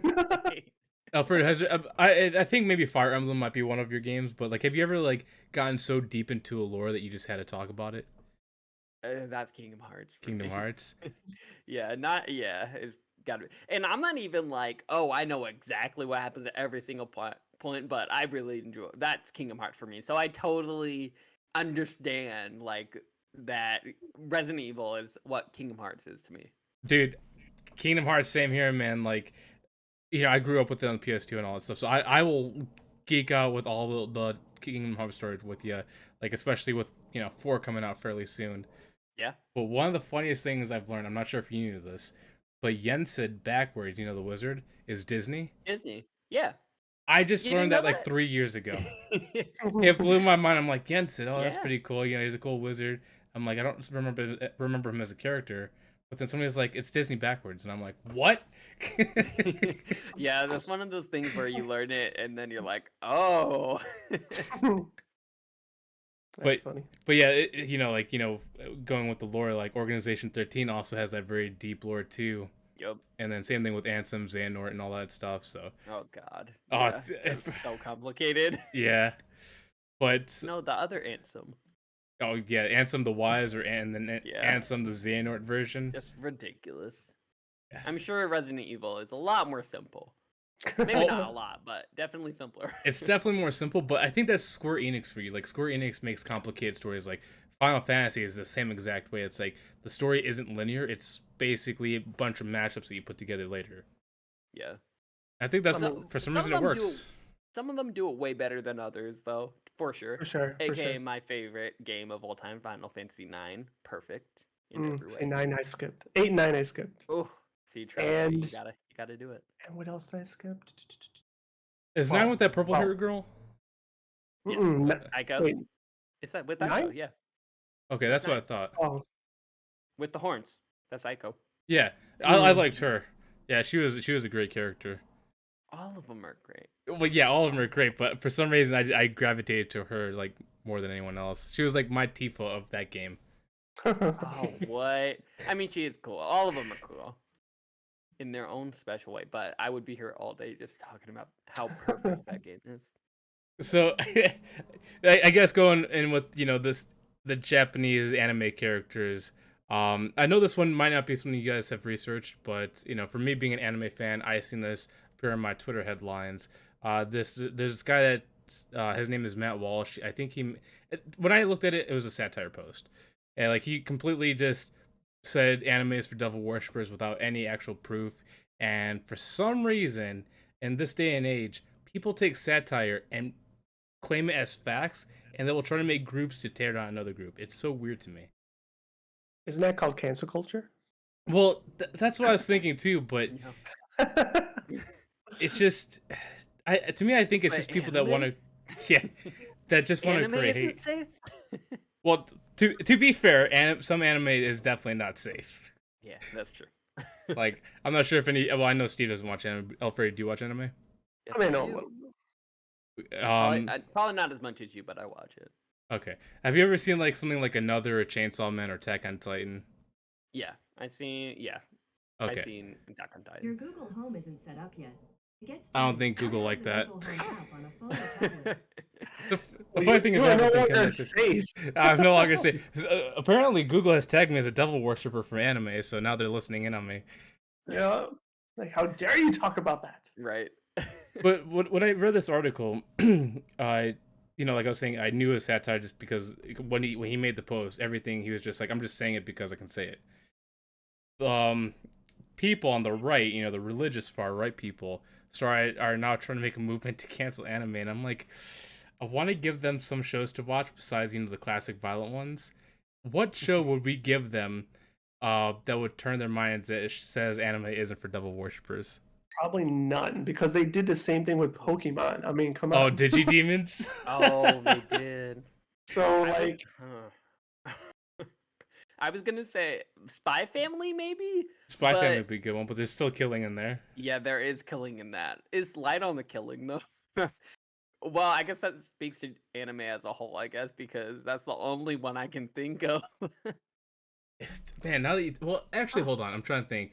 So there's a few like slice of life ones, but I don't watch those. Those are like the wholesome ones, but I don't watch those. So they're there. I just don't know what they are. maybe not we are there devil for me, but worshippers. they're there. Maybe it is for devil worshippers.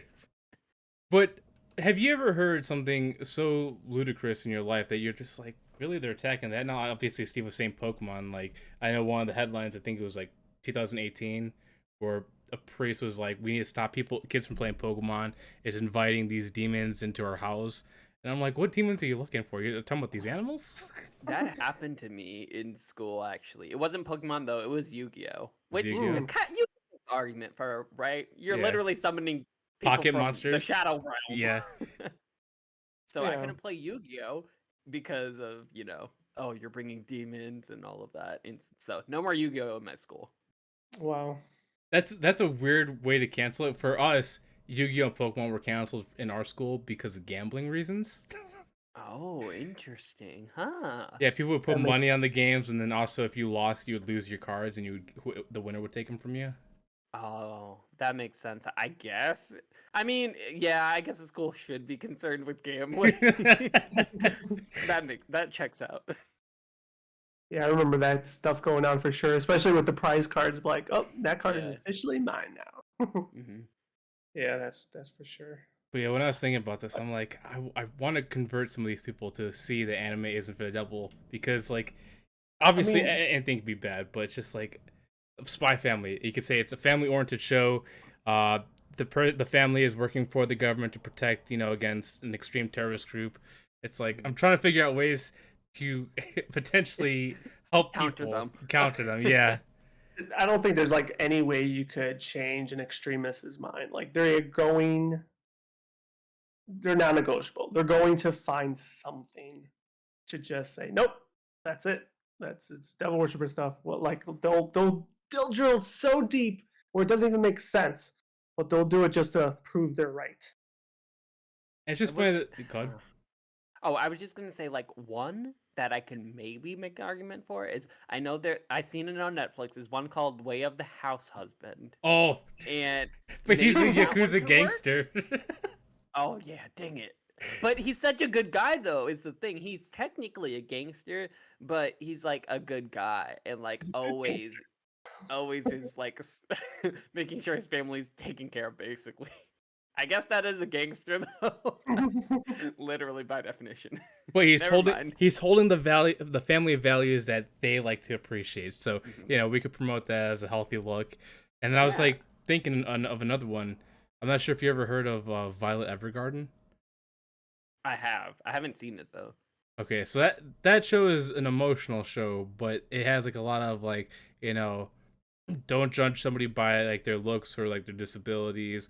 Also, life is like expansive, so whatever your point of view is, it would be completely different depending on wherever you go. So maybe that would be something to show them, but maybe having them see a different point of view might be the triggering point for them. Mm. I think we should just show them Chainsaw Man. Oh, 100%. Or what's that? It's not an anime, but it's like a cartoon where they're actual demons. It's like a YouTube short thing. Oh, that's like a ton of them. I feel Yeah. like that's every anime. Just demons. But when I see this, I was just like, it's so weird how media can just take something and so out of context and just run with it. And I'm like, is there any actual like way to like reduce cancel culture for anything, not just like anime? Not that I know of. Me Do either. you think there's just always going to be a group of haters out there that are just willing to attack anything as long if it's popular? You'll want to see failure. Yeah, haters Yeah. gonna hate. Haters are gonna hate. Yeah, But it's we like have it's anime like they and get off on it. Yeah. They do, and some people make a living They too off do. of it. For sure they do. Look at TMZ. Like cancel culture #1, and they pay for it, Mm-hmm. so they support it. You know, maybe we should pay TMZ to release an anti-devil worship anime.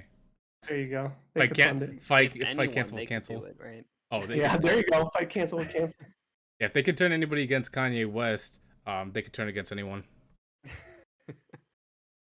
But I guess continuing with the weird stuff that's happening, Netflix. I'm not sure if you guys watch Netflix at all or like any others like streaming service. So one thing that had me concerned, obviously just because I'm just very basic, is that Netflix was in talks to potentially change their release model. They were going to go from their binge method to weekly, which I was against because I'd like their binge method because I get to watch whatever show I like right away. But they officially said that they're going to keep their binge model, which made me really happy. But also, I kind of feel bad that, you know, when you introduce something as a company, you're pretty much stranglehold to that standard that you can't make any adaptations because people are just so accustomed to that. Mhm. Yeah, I think you just hit it right on the head. I mean, that's what. I mean, I'm not saying that's the only thing that made them famous. I mean, it just was a different take. It was a different model that people loved. And to that point, like that's what you made your foundation on. So it's going to be hard to do it. And we know why they want to do it because for subscriptions, you elongate that, you're going to get more money. But they have such a large, loyal, subscription rate. Like it's not broke. Don't fix it. Mhm. Pretty simple. Yeah, agreed. I mean, I'm fine with that. I find myself watching less and less on what comes on Netflix, but hey, as long as you keep it for like when Stranger Things, what, 5?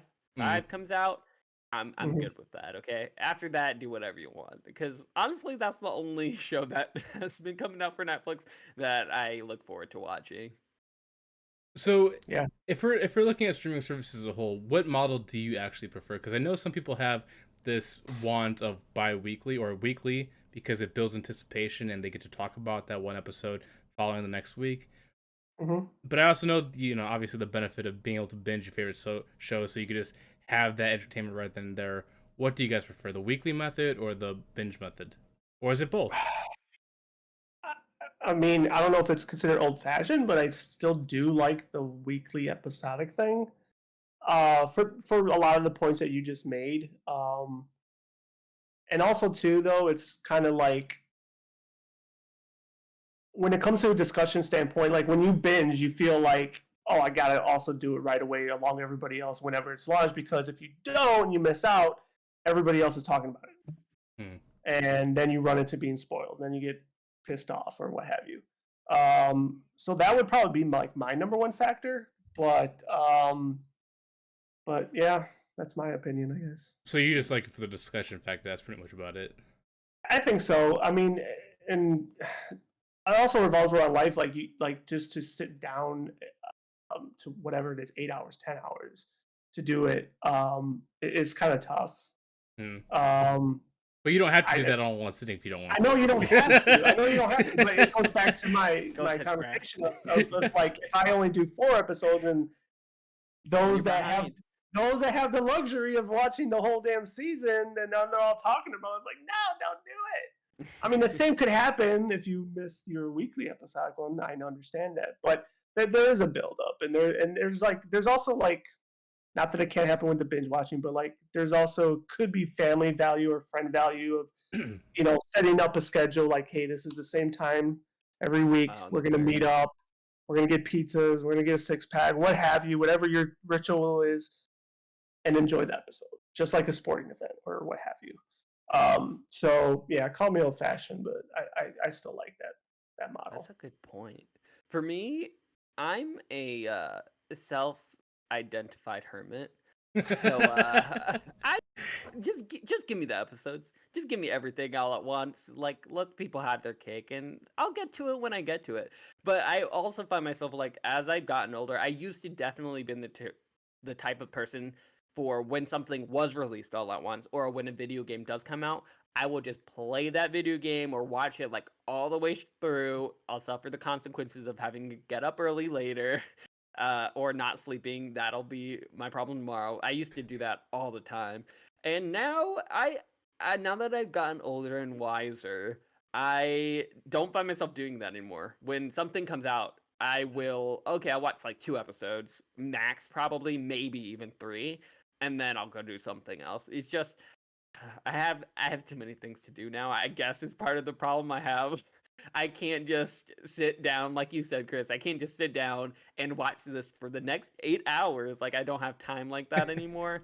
And Mhm, also, I kind of enjoy just spacing an experience out now. mhm, Like at after a certain amount of hours, like after 3 hours, I might not want I need some sort of break, like mhm, to break up this experience so that okay, let's play it tomorrow, like something else to look forward to. It mhm. starts to have, I guess, diminishing returns, for lack of a better word, if I'm just like doing the same thing just continuously for 8 hours. I like to break it up a little bit, but Mhm. I also want to have that power, like the myself to be able to choose, okay, I'll do this here and then I'll pick it up when I want, not when they release it like in a week or whatever. So I Yeah, prefer the binge model, but I probably won't watch it or play it all at once anymore. It's understand. options. Yeah. I definitely share your experience with that because like now, unless if it's like a show like I'm truly invested, and I'll binge it all the way through like on a weekend. But Mhm. like me, it's like I only 1 or 2 episodes and I'm just asleep. Yeah, exactly. It's like you want to, but it's just like you do get entertainment fatigue, like either be shows, video games, whatever. It's like fatigue does kick in. Like I love Destiny, but I can't play it all the time because I know I'm gonna get burnt out on it. It's just I definitely agree with that. But I also while you guys were talking, both sides, um I also thought about this too because I guess the one benefit of weekly is even though you do have to wait each week for an episode, it also doesn't make the next season feel so long. Like the one thing I hate about binge method is that you watch it, you really invested, but then the next season doesn't come out for a whole another year later compared to like a month or two when you're doing the weekly stuff. I mean, that is a valid point, and depending on the season, I mean, dare I say it this way, it's only like a 2-month difference, but that is a valid point as well. Yeah. Because like like Alfredo was talking about Stranger Things, how he loves that show. I love that show too, but because we binged season 4 right away, we have to wait almost 2 years to get Hmm. season 5. And it's like that wait is Hmm. way too long. It's like I wish they Hmm. almost spread it out so it felt a little less long. I don't Hmm. know. After a certain point, like I definitely have forget about it. Yeah, I'm like, I feel like after I binge it, I am like, oh, I can't wait for the next season, and then give me like a couple of days, give me like 3, no, give me like 2 weeks, and then I won't even think about it anymore. I'm like, oh, it'll come when it comes, I guess. yeah. Yeah, It that's won't true. haunt me. Do you guys ever Yeah. go like if whenever like there's a follow up to like a show like obviously Stranger Things season 5 or another show? Do you guys ever go back and watch the previous seasons to get yourself caught up after such a huge break? No, not really. I always say I'm going to, but I never do it. It's very rare that if I do it, it might just be the last episode of the previous season, but not the entire season itself. I don't do that for movies. I mean, for a series, I do that for games though. So Hmm, interesting. for anything that comes out. Like God of War is coming out in a couple weeks, right? That means that I have to play God of War 2018 to Hmm. prep myself for the sequel basically. Same thing happened when Horizon was released. I had to play it all the way through before I did the next one. Same thing for Last of Us in part 2. I did that. I always do it for like My favorite games, same thing for Uncharted. Okay, I guess I'm playing 1 through 3 so that I'm ready for 4. I like doing it for those games, but not for series. No, I totally understand that because it's funny that you say that too because with the games you do feel like it's just an actual continuation of the story. Where the Yeah. show, it's like I've only watched I've only done it for a couple of shows. Like if I rewatch something, it was like Game of Thrones because season 7 through 8 was like a year and a half difference, and I pretty much forgot what was going on. So I had to go back and catch up. And the same thing with Stranger Things. I forgot what happened in season 1, 2, and 3. So I'm like, all right, I'll go back, watch it, see, and then catch the story up. But it seems like games might be the only thing I do. But usually it's more for like narrative driven games, though. Yeah, same. Yeah, it's I don't always think I've ever, narrative-driven. I don't think I've ever done that for games. So that's a very interesting, thing you got there. Don't do to- it. It takes too much time. I don't I mean, recommend it. that's probably why I don't. Yeah, I'm but trapped now in the cycle. but it's kind of cool though. I mean, it's, just to go back and re-experience it all. So I mean, it's definitely fun. The main reason I do it is so that when the sequel does come out, I'm able to like directly compare how much it has improved from the Mm, original game. mm, So I'm able to say instead of because a lot of times it's 4 years since I played the last game, probably mhm. because I usually play it like on release day and then just wait for the sequel. And then we'll play it when the sequel's about to come out again. So it's been always a while. So I always like being able to be like, oh, like this is exactly what they added, and not having a second guess. Oh, they had this in the original when they might not have. Just seeing all the improvements, Cool. and they're good games sometimes. Yeah. Well, I mean, any game that you're willing to replay and binge is always going to be a good game to you. That's true. Like I could replay Ratchet and Clank over and over again, even if the story is very simplistic. I could just play it over and over again because it's such a fun game for me. But continuing on with Netflix, I know Alfredo, you might not be interested in this too much because I know Zelda might not be your biggest thing, but there was a kind of like a weird fan made cast for Zelda, like a potential live action movie, and they casted Emma Watson as Zelda, Tom Holland as Link, and Idris Elba as Ganon. And So go ahead. no, go finish. I was gonna say, like, at first, like, when you hear it, you can't picture it, but when you see the pictures they made for him, Emma Watson with the elvish look, she looks like a good Zelda. And then Tom Holland with Link and the long ears, he kind of looks like Link. And Idris Elba, they did a fantastic job, and whoever morphed him into Ganon was perfect. I could probably link pictures, but whoever decided to make this fan made casting, they did a lot of effort into turning them into the character. So I know, I want to say it was probably been years ago, or maybe a year, but I know Tom Holland, in an interview, expressed that he would like to do it, and I think that's where a lot of this stuff is like resurfacing. I don't like it. You don't like it? Hell no, I don't like it. either. Yeah, hell no, I don't like it. I want a live action Zelda show / movie? Fuck yes. Do I want this cast? No. I could see Idris Elba.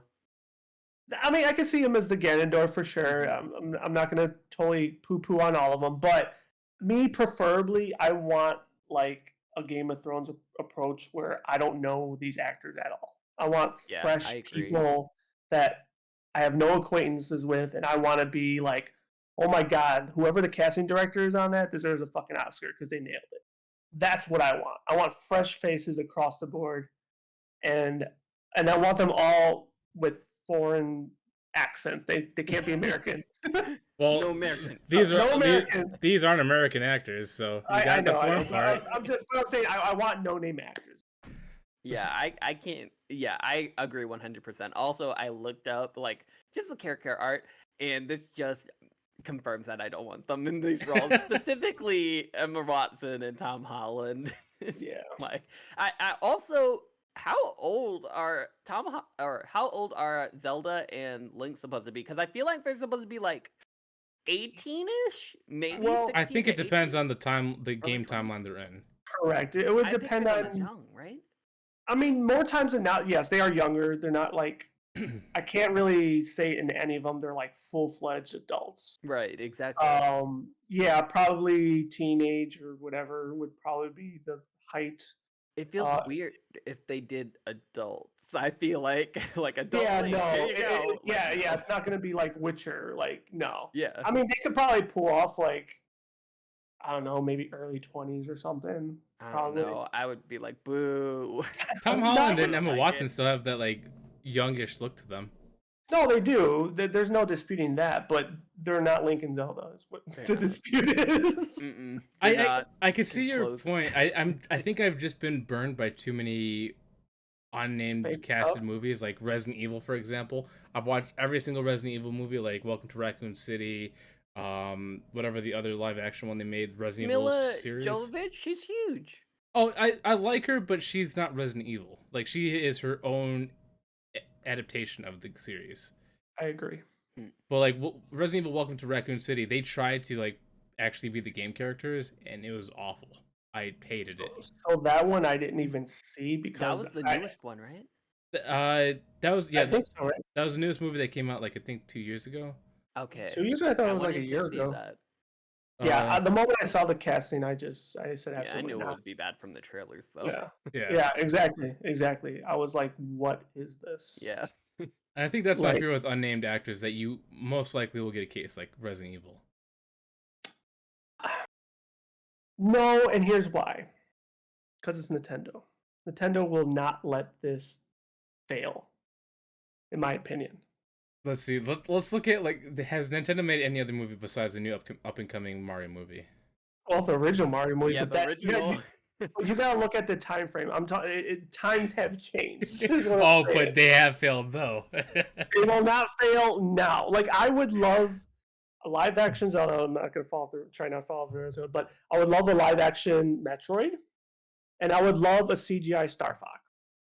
I would like a CGI Star Fox I too. can see both of those happening. Yeah. But yeah, my Zelda has to be like Game of Thrones, Witcher, and that type of like cinematography and everything. That almost It seems has a little too realistic for Zelda. Yeah, And that's what it needs, though. You want a gritty Zelda? Yes. What? I- I don't think you're gonna yes. get that. Yeah. Yes. I mean, it's not gonna be gritty like the adult gritty stuff we're gonna get, but it could still be like teenage gritty. Like I hate it. I'm not trying to say I want a Twilight Zelda. I'm not You saying want to that. see W But- Zelda? But it just has to be good looking like that. So I know you said unnamed actors, but if you were to direct something, what Mhm. actors would you pick for this? So it's funny you ask this question. I don't think I have it anymore, but legit in high school, I did a whole Zelda cast for a project, and I couldn't tell you the names of everybody I cast at this point. But yeah, I did a whole Ocarina of Time cast, like every main character, sub character, everything. I think even some voice actings, but I don't remember it, but I know I did it. But that was that time frame, so I was in high school. That was like fucking 20 years ago. And those actors are probably long gone and dead. Yeah. So now though, in today's, if I had to select, man, I would have to sit and think about that. I don't know. What about you, Alfredo? And even if it's not Zelda, like if you had a chance to direct a series that you loved, who would you cast as those members? Oh gosh. Oh God. I wasn't expecting this question. I know it's a very difficult one. Well, first the series that I love. Okay, let's go easy. Let's go Kingdom Hearts. Okay, now who's gonna be the best character, aka Riku? That's what we gotta answer. Tom Holland, all male Riku. characters. Holland Riku, absolutely not. No, he no. would be bad. No, would not be that. What? Let me just look up. The problem with all of these franchises is that, like with Zelda, I have to think about like young, like really Mhm. young characters or Yeah. young actors, Mhm. and I'm too old for that. I don't know who's like the young up and coming actor. Oh, who's Exactly. that one guy? I guess he's not young, but maybe he could do it. He was in Dune. Oh, you're talking about the main guy? Yeah, but he wouldn't be. He he can maybe be a Sora. I don't know. Oh, he doesn't have Wait, to. you would want a live action Kingdom Hearts? Yeah, that's what Really? I'm talking about. Oh, okay. I mean, I think I that's can't. I where couldn't picture that live action. I mean, if we're talking live action, that's what makes it fun. Now, I don't know how they're gonna do, Goofy, Donald, Mickey. I don't know how that would be possible, but It'll be like Space Jam. It'll be live Yeah. action with cartoons. there you go, there you go. Do a Space Jam, but Kingdom Hearts can't go wrong. That would be interesting. Really interesting. It'll never happen, but No, yeah. I mean, you never know. Kingdom Hearts is fairly popular, and it's also connected to Disney, so maybe Disney could do something with this. please don't, please don't. Don't ruin Kingdom Hearts. But if you do, get the Dune guy. Get the Dune guy. See, he's got the young look to play a character like that, but it's his Yeah. personality that I'd be fearful of. That's fair. Yeah. And also it would have to be like the older, like he could do a 16-year-old. He can't be like the 12-year-olds that they are in Kingdom Hearts 1 is the problem. See, like again, we need totally new faces, new undiscovered talent. That's what we Yep. need. Yep. If now that I'm thinking about it, if I was to cast somebody for Sora, obviously he's too old now, but if I could give him like in the prime time, would be what's his name? Jesse McCartney, the guy that played I think Roxas's voice in Kingdom Hearts 2. Oh, I could see. Yeah, just de-age him a bit. Yeah, de-age him because he kind of had that like goofy, funny, let go, attitude, but he also has that look too, where he could play Sora, like very I didn't know childish. Jesse McCartney did any like acting. I had no idea. He does, I don't think he does any acting. I think he just did like obviously singing, and with his singing voice, he became a voice actor for Kingdom Hearts 2. Huh. And then of course, we could go with the real Sora voice, which is what's Right, it, Haley? right. Haley Joel Osment. Yeah, because when he was a kid, he kind of fit the look too. I think Yeah, that's who you're I right. had for. I think that's who I had for Young Link actually. He did.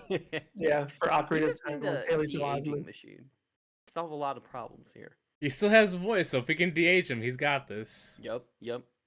But In the bag. to Steve's point, because like I was thinking about it too, because it's super hard to cast young people, because one with young people like with Harry Potter or people from Stranger Things, it took a lot of time to mold them into the actors they are, and it's a lot of work, handling children, because they just want to be children.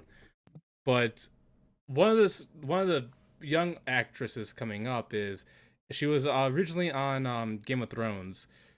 She was the one that played. She's the one that's gonna do The Last of Us. Is that who you're going to? Yeah.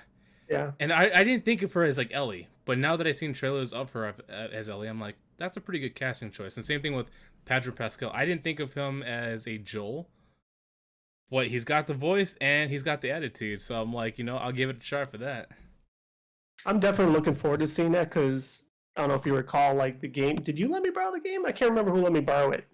But once I started playing, I only played for an hour. I'm like, I don't want to play this anymore. I just want to watch it. So now that I'm getting a show, I'm gonna watch it. Yeah. It's gonna be great.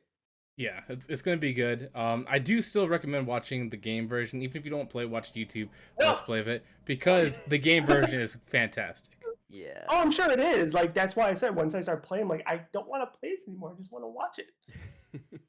And Missing I never out. did, but yeah, You'll get a show though, so you'll be I'll fine. get a show out of it. I'm yeah. sure it won't be exactly the same though, so it'll be different, or it'll be interesting seeing what the differences are. Oh yeah, especially with Ellie. Like, there's no way this what's her name, Bella Ramsey, can do anything that Ellie could do in the games. Like, Ellie did a bunch of crazy stuff in the game, like go up, shank a clicker in the neck, or kill humans. What do you know? I don't know. I think we'll see that. She was in Game of Thrones for crying out loud. Come Yeah, on now. Yeah, but she yeah, didn't do yeah. any fighting. She got killed by a giant and stabbed. But it's a giant. HBO. It's HBO. You're probably gonna Yeah, get a they're lot of stuff. Yeah, they're gonna be stabbing people Mm-hmm. probably. Well, I get the vibes. I know that we're gonna definitely see that from Joel, but I feel like because she's so young, the physical, toll that it would do to do some of the stunts that Ellie can do in the game would be too much for her. I think that's my That's what concern. a stunt double's for. Yeah, you still need another kid for that. Other than that, it's Yeah. Hollywood. No, you man. could just you just get a really tiny. She's not that short, right? She's probably like at least 5 foot.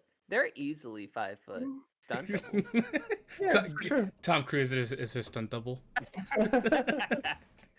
Yeah, just get him. Or Jackie Chan somehow.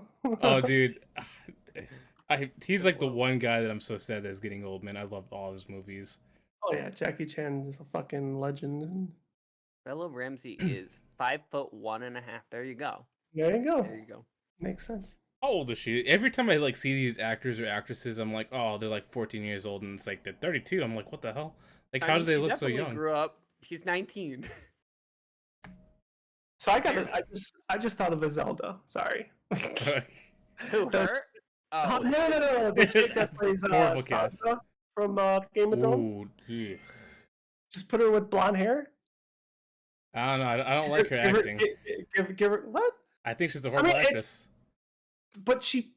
No, I wouldn't say that. Maybe those other movies she was in, but for Game of Thrones it worked. I avoided Game of Thrones. Oh, I watched. Sorry. Lost Yeah. call.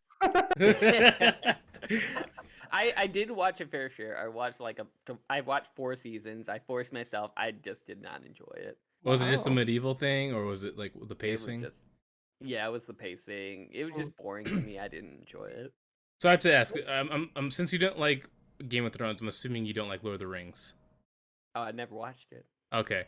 I'm a huge fan of Lord of the Rings, but I know if you don't like Game of Thrones, Lord of the Rings is a really hard watch if you're not into that super high fantasy stuff, because the mean- pacing is so slow. I have seen when I was a kid. I saw the movies. I think I saw the first one and the second one, and I enjoyed them. But I haven't seen them in. But how you're like, many I was a years kid, I didn't know better. Let me watch now. now? Now I have acquired fine taste. So who's to say? But man, I am shocked. I really am shocked that you guys both don't like the casting that this person made for Zelda. Like, for some reason, I love it, but both of you hate it. Boo. Yeah, boo. Give us unnamed actors that are actually young and good. and good. Yes. Yeah, we'll see. I mean, there. I think what happens with the Mario movie might be the Decide if they do any future projects. And I'm sure they will. And I'm sure they will. I think it's obviously going to make money for them up the wazoo, but yeah, my Zelda gotta be live action. But I have to ask you the question though: are you gonna like Mario because they're all named actors? But it's cartoon. Oh, well, we never really talked thoroughly about that. I guess that could be our wrapping up part. Yeah. Well, we got to see more. I mean, we just got to see more. I like Jack Black as Bowser. Yeah. I'm still not sold on Pratt.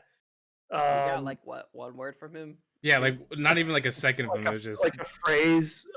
Keegan is, in my opinion, the best one so far that they've showed by far. Like, I cannot associate those two together. That's how good he is. Charlie Day has me extremely skeptical.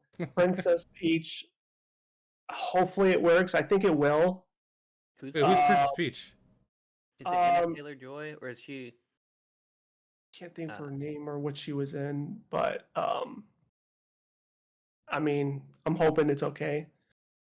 Donkey Kong, Seth Rogen, like Yeah, the that laugh was an is there, interesting choice. but Fred Armisen as Cranky Kong, he'll probably knock it out the park. He'll probably do a good job. And I don't know who else really is there, but those are the main ones. So just gotta see more, man. That's all I gotta say. Gotta see more. It wasn't really a true teaser trailer, in my opinion, because there was a lot of, dare I say, action. And it was good, funny humor, family humor, which I adored. But need more dialogue. 100%. And we'll get it soon. We'll get it soon, probably month, 2. When does that movie actually come out? April, I think. Oh, It was April. supposed to come out on my birthday in 2 months from now, but it got pushed back. I realized it was a horrible day and we gotta move it. Yeah. Oh, shucks. You have to make room for your big day. Just Yeah, think there of you it go. that way. That's what it was. I'm like, hey, Nintendo, can't do it. That's my day. So, I know that, Alfredo, you weren't here for this, but I definitely want to watch it just because Illumination does a fantastic job with animation, and I'm just sold on the look so far, so I'm going to watch it. Mm-hmm. What about you? Will you watch it, or Yeah. you still need to see more trailers? I think I'm gonna watch it. I don't think I'm gonna go to the movies. You're gonna wait for on But demand. yeah, I think I'm gonna wait for it to come out like on DVD. But like you said, it looks amazing, It does. and I don't know how I feel about this Chris Pratt as Mario still. I just Yeah. cannot get over it. But Jack Black, like he in the trailer, like he proved that like He was a good choice. yeah, he is a great choice for Bowser, and I can't wait to see that. Less excited about the whole Chris Pratt thing, but I could be pleasantly surprised. And But that's what yeah, I'm it looks amazing. It looks like a video game, like a really. It looks like what Nintendo, what a Super Mario game would look like if it was actually on like a current PS5. yeah, a current like hardware like a PS5. That's what it Yeah. looks like. Even better than that. And yeah, it looks damn good. Yeah, it definitely looks amazing. That there's no shadow of a doubt with that. But I agree. I hope Pratt does surprise me. But like I was telling Josh the other day, I feel no matter who got casted, it's an uphill battle. We grew up with Mario without a voice. The same actually could happen with a Link. I mean, Link doesn't have a voice either. But I'm hoping he does well. Like even his couple lines weren't horrible, at least in my mind, for my dollar. But more dialogue could kill that. So just need to heal more, and I think they did that purposely. Yeah. Yeah. Yeah. I mean, obviously, I'm not gonna judge you just yet, but I know before all this, have you guys ever seen the clip of them doing a AI generated version of all the sound bites of the original Mario to create actual dialogue for him? Mm-mm. I don't think I've seen that. Oh man, I recommend watching it because it makes you wish it was like that, but then you also feel bad because now it's kind of putting more pressure on Chris Pratt's shoulders Mm. because it's Yeah, like the but AI he'll version be is good. fine. Oh yeah, he'll definitely be fine. He'll wipe away the money or Don't- all his money. He'll be fine. Exactly. Yeah, He's got that Garfield money as well, so dude, that man's got a load of money from like Guardians of the Galaxy, the Terminal List, all that stuff. Mhm. So he's Yeah. good. And also, what is it? Parks and Recreations? Yeah, Mhm. like he's And got that didn't he- money. And didn't he only get into acting compliments to his ex-wife? I think she Wasn't he pushed. he was married to Anna Faris, right? Yeah, Yeah. I think she was the one that got him in it. yeah. Memory serves me correct. Yeah, that's the one bad part about Chris Pratt. I like him. He's funny, but he did her dirty. But supposedly she's also crazy. Didn't Yeah. know they had history. The more you know. They even have a kid too. Oh, Oh, really? see, now that I didn't even know. Yeah. Josh is all in that dirt sheets. Yeah, dude. I got all the dude. I work for TMZ. You should know this by now. But we did reach that 2 hour mark. I am happy.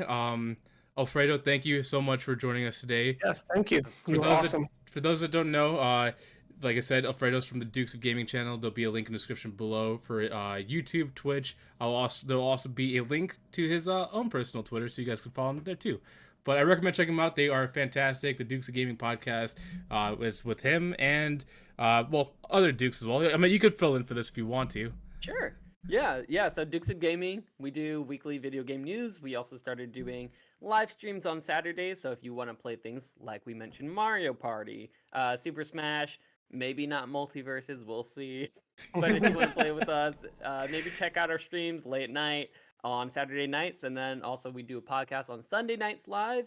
That is also available everywhere on all your favorite streaming platforms. So check us out if you want some more weekly video game news and some Let's Play content. I definitely recommend checking it out because I definitely love the Fall Guys one and the little banter you and Thomas do back and forth with Smush and Multiverse. We were doing well. Yeah, I was surprised. Like I said, riding a bike. Do you play Among Us at all by any chance? I haven't ever played Among Us, so we can get a game going. when is this? The Dukes and us all having an Among Us lobby. Well, eventually that's when the collaboration ends because we'll hate each other at the end. That is true. That is Hey, I'm true. down for anything. Just let me know. Yeah, I mean, like, I haven't played Smash Bros. In a while, but watching you guys play and then hearing Steve being interested in it, I'll be down for that. Same thing with Super Mario Party, Among Us. Things in the future. Obviously, I want to keep having more things in the future with you guys because you guys are awesome. I love your of course. content, and I can't wait to see what the future holds for all of us. Me too. Thanks so much for having me. I appreciate it. No problem. Thank you for joining. But that's episode 8 of the Out of Mana podcast. Thank you all who are watching. We appreciate you, and we'll see you in the next one. Peace. Peace.